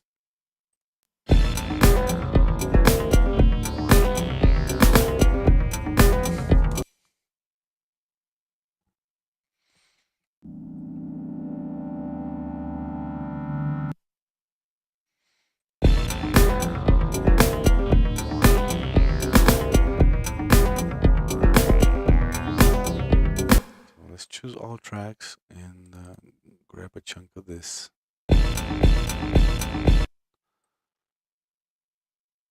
Or maybe let's just bring everything, bring the whole thing.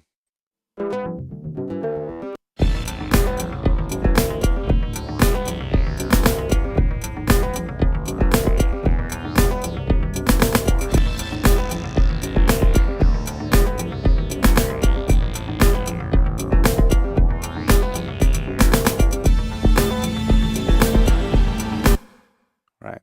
Let's just bring the whole thing over there and see how it goes from there.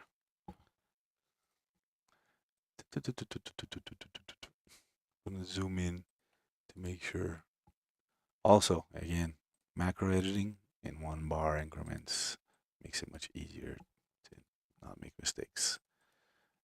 Okay, so already, like, if we left it as it is, it would be a 1 minute and 25 second song. It's no longer just a minute because of all that intro stuff we did. And we do want it to be probably twice as long, like 3 minutes or so, at least. So there's still quite a bit of work left to do.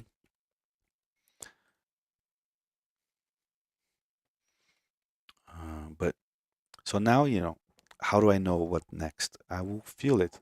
It'll sound boring to me at some point. I'll be like, we need to change there. We need something to change. So let's just play it and listen and feel.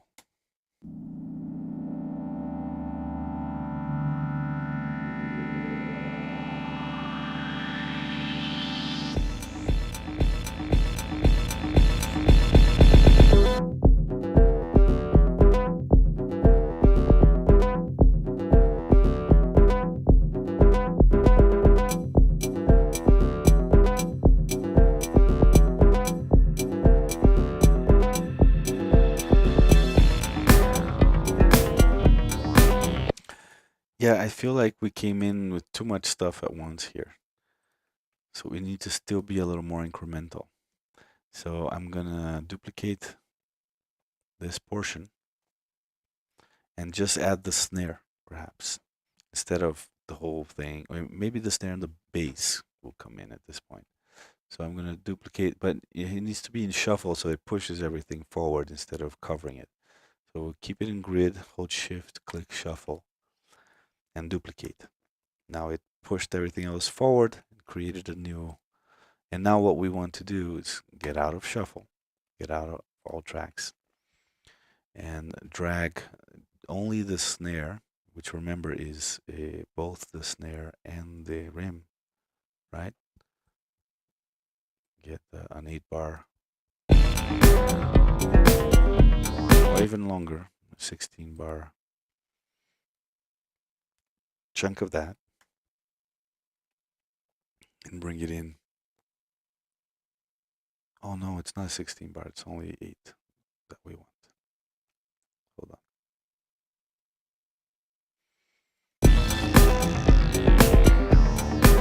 Yeah. So let's grab that and bring that over to this part right here. And maybe we want that first, just the bass, not the synth line yet. 4 bars of that as well.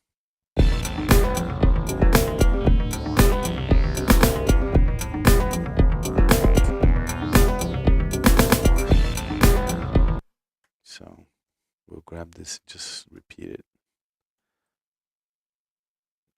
before.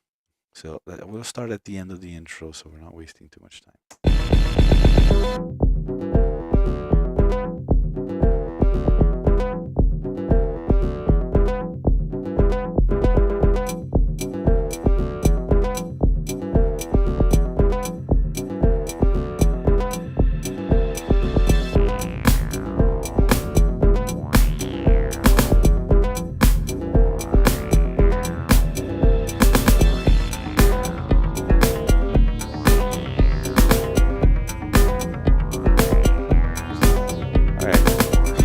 I think we need one more section.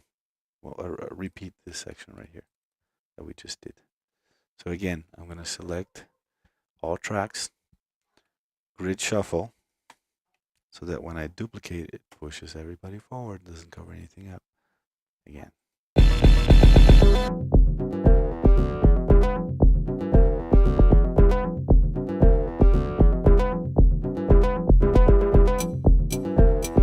Maybe we'll get rid of the strings at this point.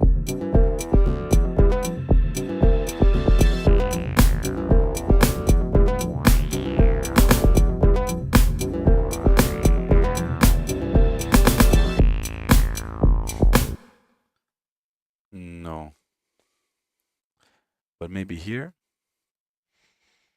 And maybe we'll just swap the strings. We'll use the ones that we haven't used yet. We'll put those in that spot right there to create some change.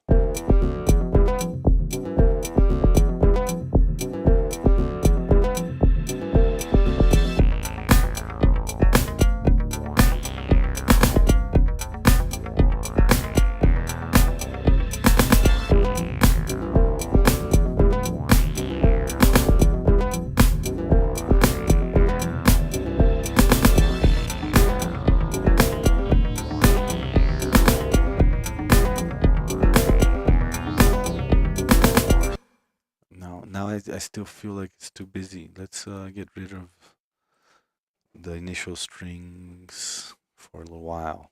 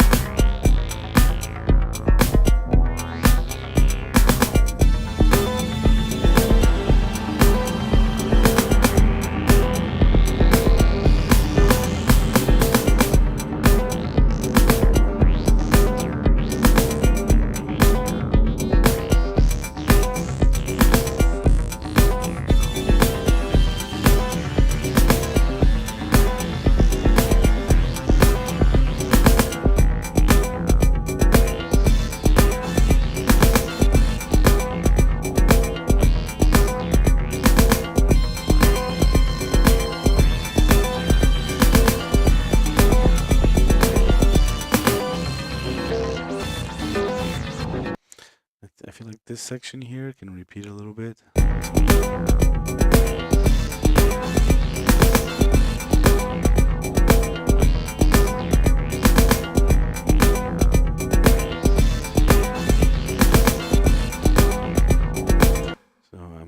But I don't love. I think maybe it doesn't need the second bass.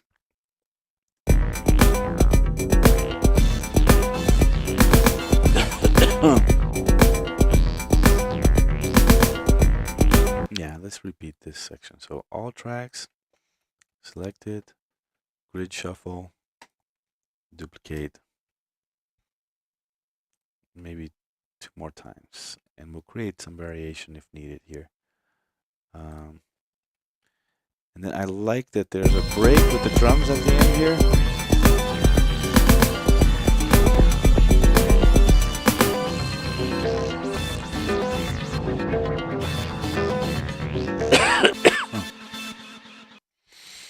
And so I'm gonna separate everybody from here and move all this forward. I'm gonna move it forward because I might want something that's recorded here in the end. So that's why I'm not gonna simply cover it up or delete it. I'm gonna move it. And then here, there's gonna be another change. Right? And maybe we'll go minimal again and just have kicks. Where are the kicks at? Right here.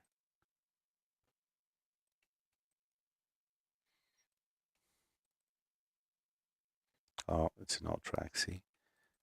Gotta remember to get it out of there. And let's move this pattern to here.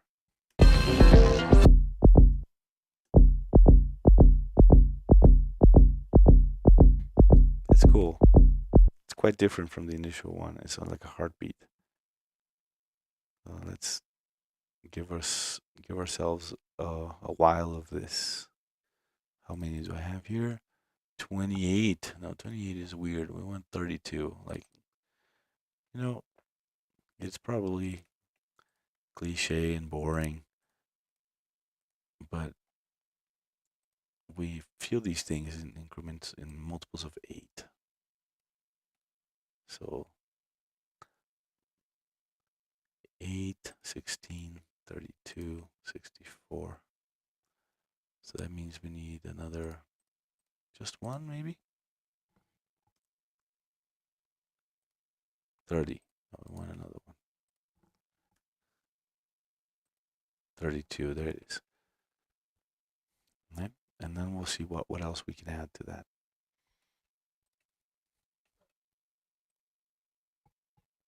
Anybody still here? You guys? Insect gods, you still here? Adrieligena. Hard time saying that.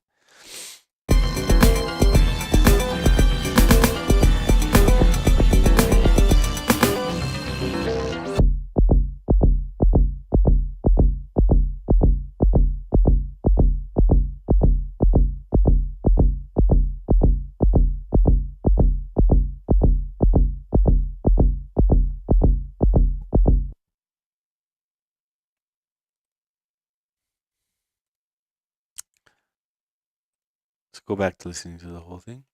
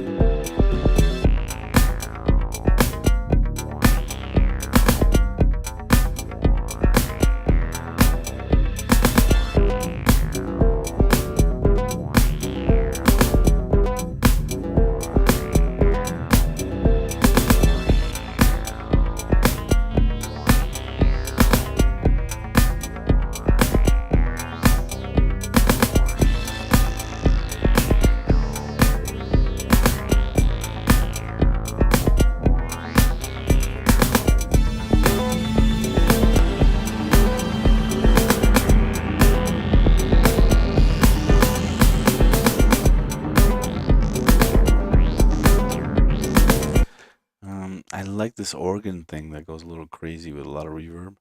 So let's make some room for it to shine. We're gonna mute all of the strings.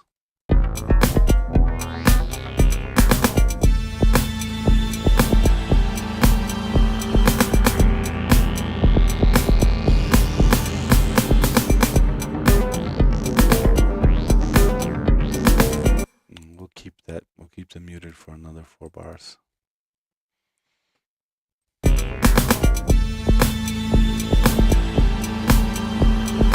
Maybe we don't need snares on this section either.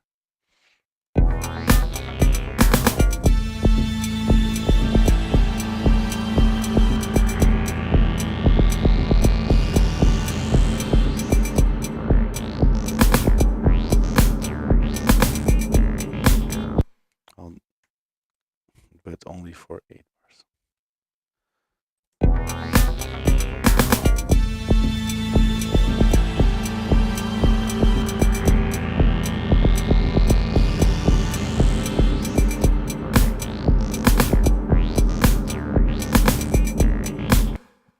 Thank you, Insect God, for telling me 7 people watching. Cool. Dilip, good to see you here as well. Adrielihena, thank you for being here as well. Touch synth is nice, right? It's mostly what we use here. The only other thing we used was a little bit of a snare from the Modular and the organ going through the touch synth as an effects thing. Everything else came out of that platform that we're showcasing and checking out today. And I love these kinds of limitations. I just uploaded an album that I did in 2014, I think, with my first DIY synth. It was the SoundLab Mark II, mini synth SoundLab Mark II. I have it here. Well, I have the second one that I built of the same synth because the first one got stolen. Where is that thing? Yeah. And I made a whole album in honor of Ray Wilson, who was the designer of this thing. And it's one of my favorite albums that I ever did. It's an EP with like 5 songs, I think, called Songs from Outer Space.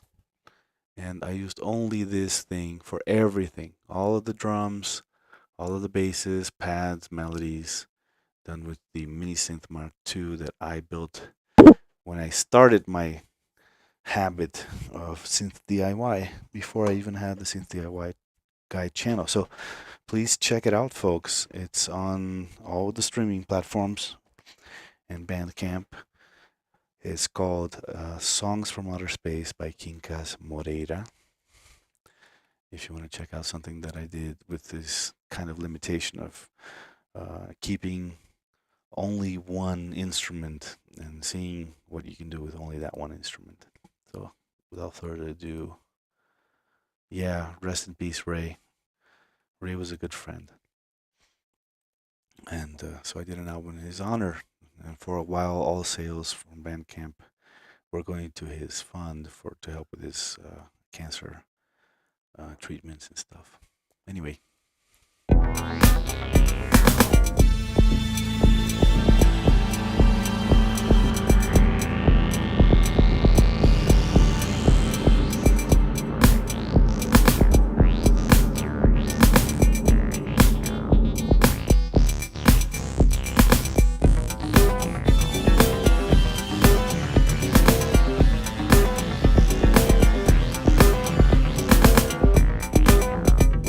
No, this second coming of the organ here, maybe we don't need it.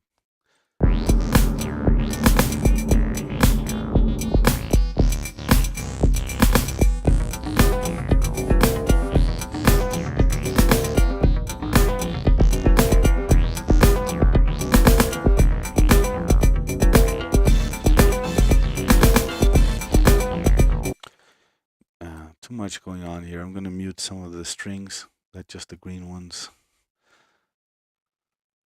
come through.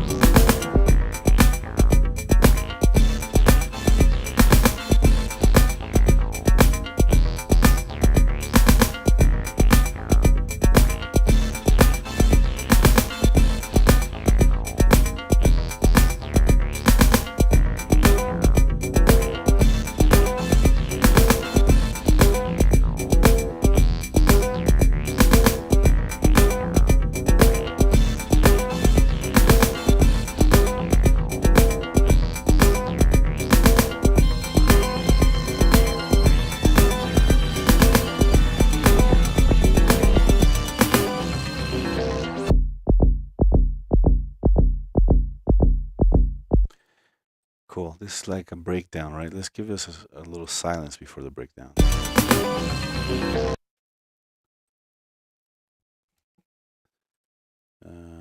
Eighth note. Let's cut out like everything from this little bit right here, including the volume of the reverb. We're gonna bring that all the way down as well, so that it's real silence right there for a second. Right, just remember, we don't want our volume lines to be straight up, like vertical like this. Always want to have some kind of. You have to think that it's like a human moving a fader. You can't physically move it from this point to this point in no time. It has to have a little bit of time.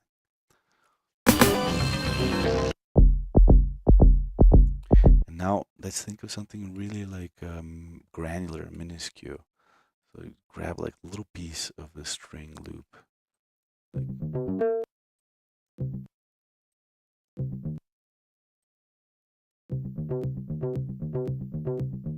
That's nice right there.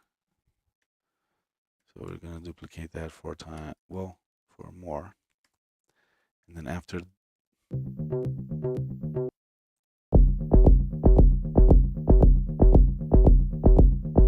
then we can do the same with the second one.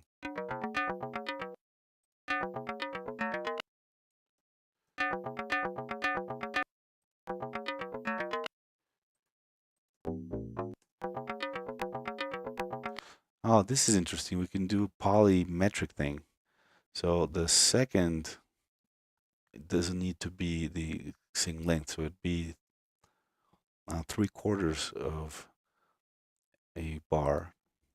And that way it'll start crossing and its relationship to the top one will change. Right? We'll do it until it hits a 1 again. And then we'll continue with this one until there. So let's see what that sounds like.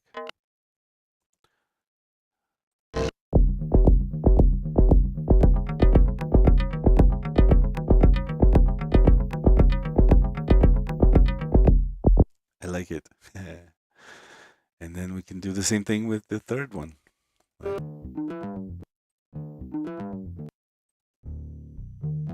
Oh, sorry. When you hit play with the shift on, it plays half speed.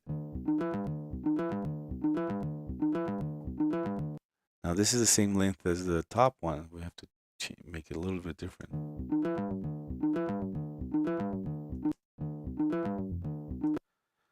Maybe longer.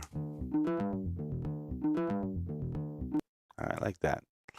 Okay, so we'll put that in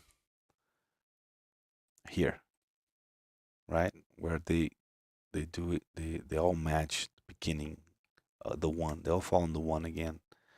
And we'll do this. Maybe, yeah, and see, it hits the one again here, and we can do this guy and this guy.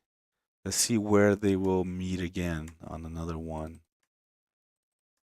Oh, not there yet.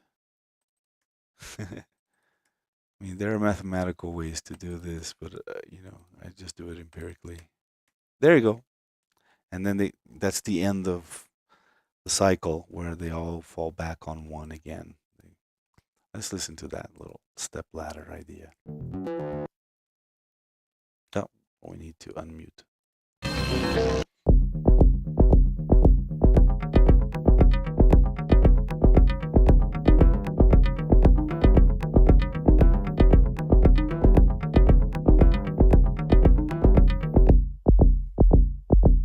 That's interesting. Hi, Alona. Thank you for checking out my album, Songs from Outer Space. So maybe we can get that swell from the beginning, from the intro. And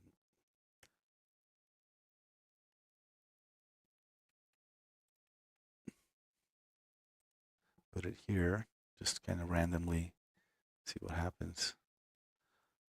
We want the organ one to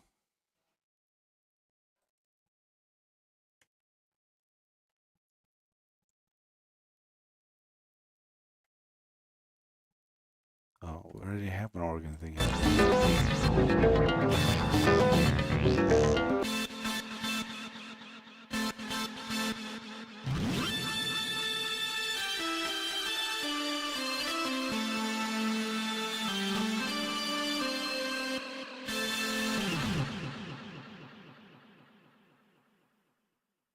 And that's the end, right? And that's about 3 minutes. So yeah, I like this to be our end. I'm gonna put a marker there. We just need to fill out a little bit the details. Maybe go back to a different kind of kick groove and add hi-hats again, perhaps.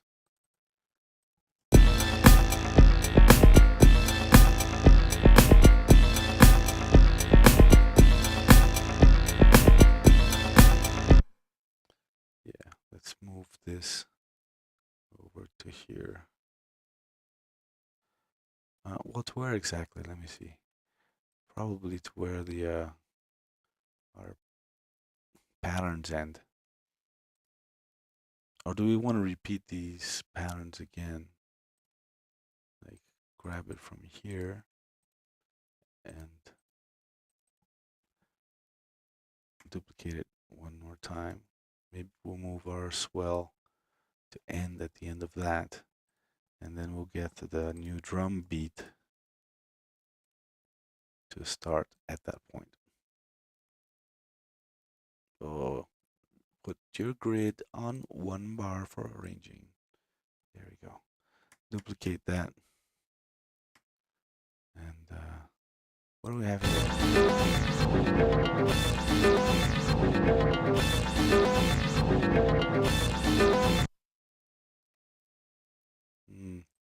Maybe we don't need any of this. Let's move it to after the ending. And we'll bring it in if we need it. So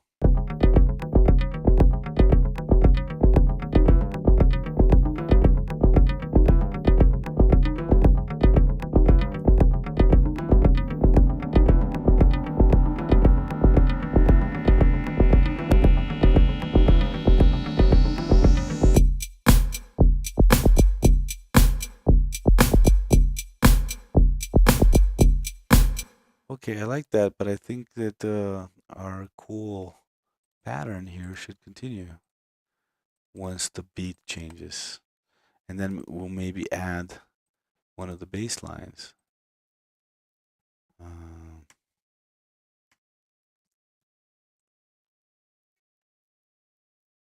Maybe this.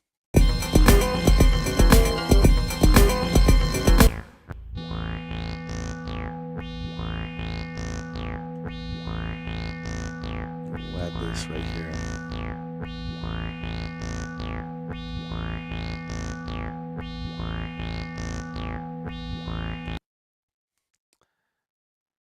Okay.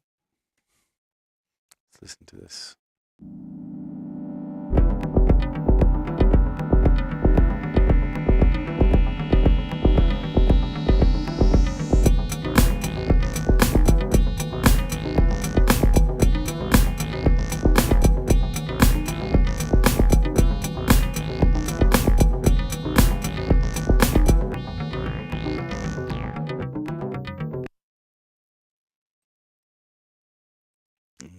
Like it, I like it, I like it. It's getting there. We're almost done. Now I want to just repeat. No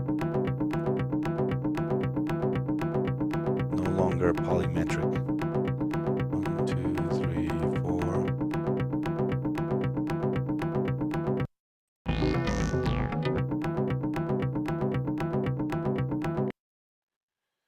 And where's that ending?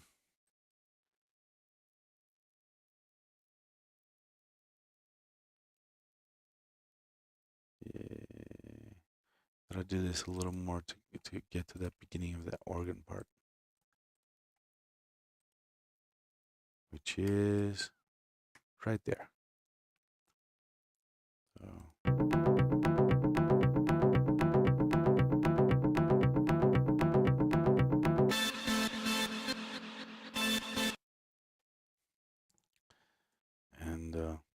add another bit of drum groove.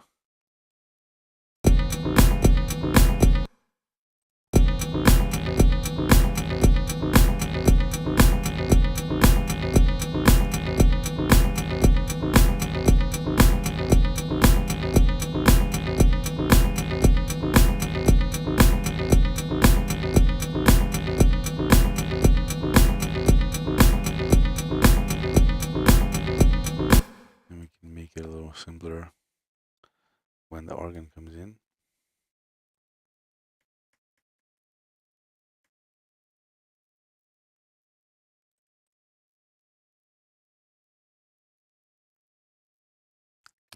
Let's hear that. It's getting a little crazy, this ending.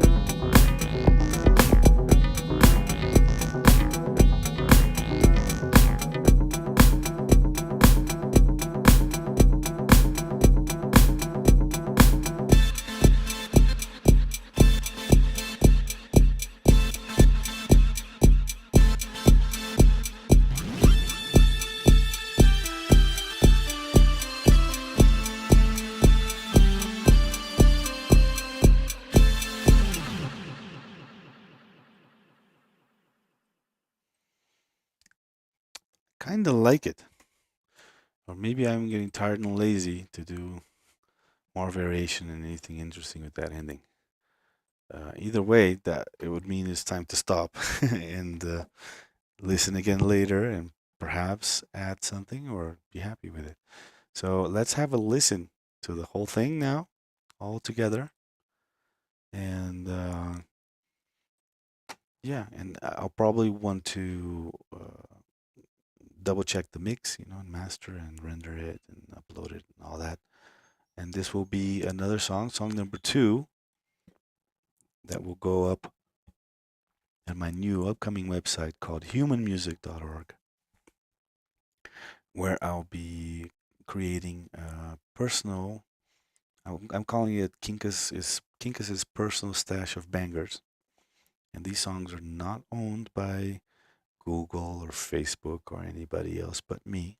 And I'll make them free to use on YouTube, as well as you can use it as a user of any other platform. Just put it up there. I'll get my royalties from whatever platform you're using it in, right? Um, and that's the idea. I make them free to the end user and collect royalties from the platforms. And so they're nearly or mostly royalty-free songs. So let's listen to it from the beginning. Thank you very much, Alona. I'm glad you enjoyed the live stream. I'm going to be doing this every day that I can. So it'd be most days, unless I have a conflict of some kind. But yeah, around this time of the day, which is my morning / afternoon, like, around right before lunchtime for a Mexican. So I stop this and go eat. All right. It's been blabbing enough. Let's listen to it.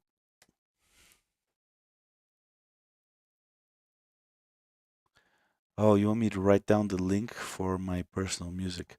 Well, the website's not up yet. It's going to be called humanmusic.org. But for now, you can find out more about me and what I do, and links to what I have already done at quincasmoreira.com.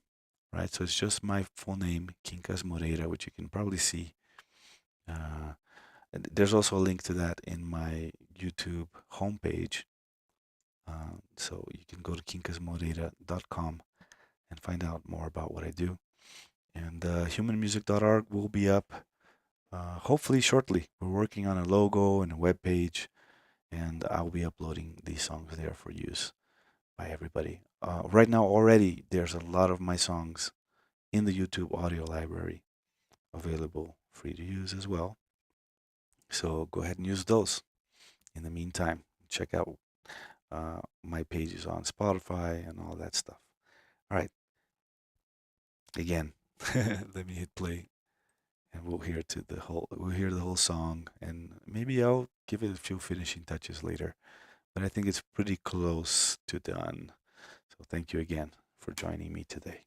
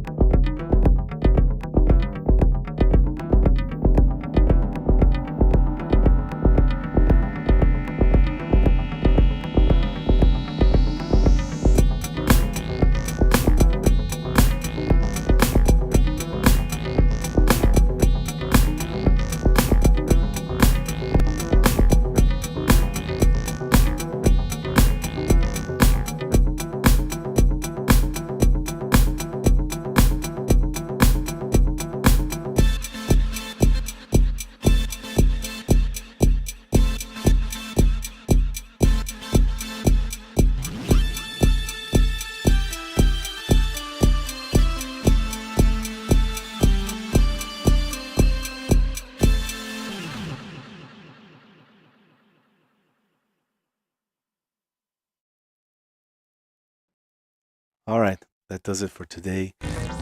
Up. Thank you very much once again. Let me have a last look at messages here. Yo te voy a molestar porque quiero aprender a armar mi Eurorack. Okay, Adrieligena. Oh, such a hard name to say. Ya tienes tu case de Bokuma. I have a couple of Bokuma modules as well. They are really good manufacturers here from Mexico City. Yeah, and you're local to me, so definitely come on over sometime, and you can check out my Eurorack, and I'll help you put one together as well. See you later, everybody. Thanks again for joining me, and I'll see you.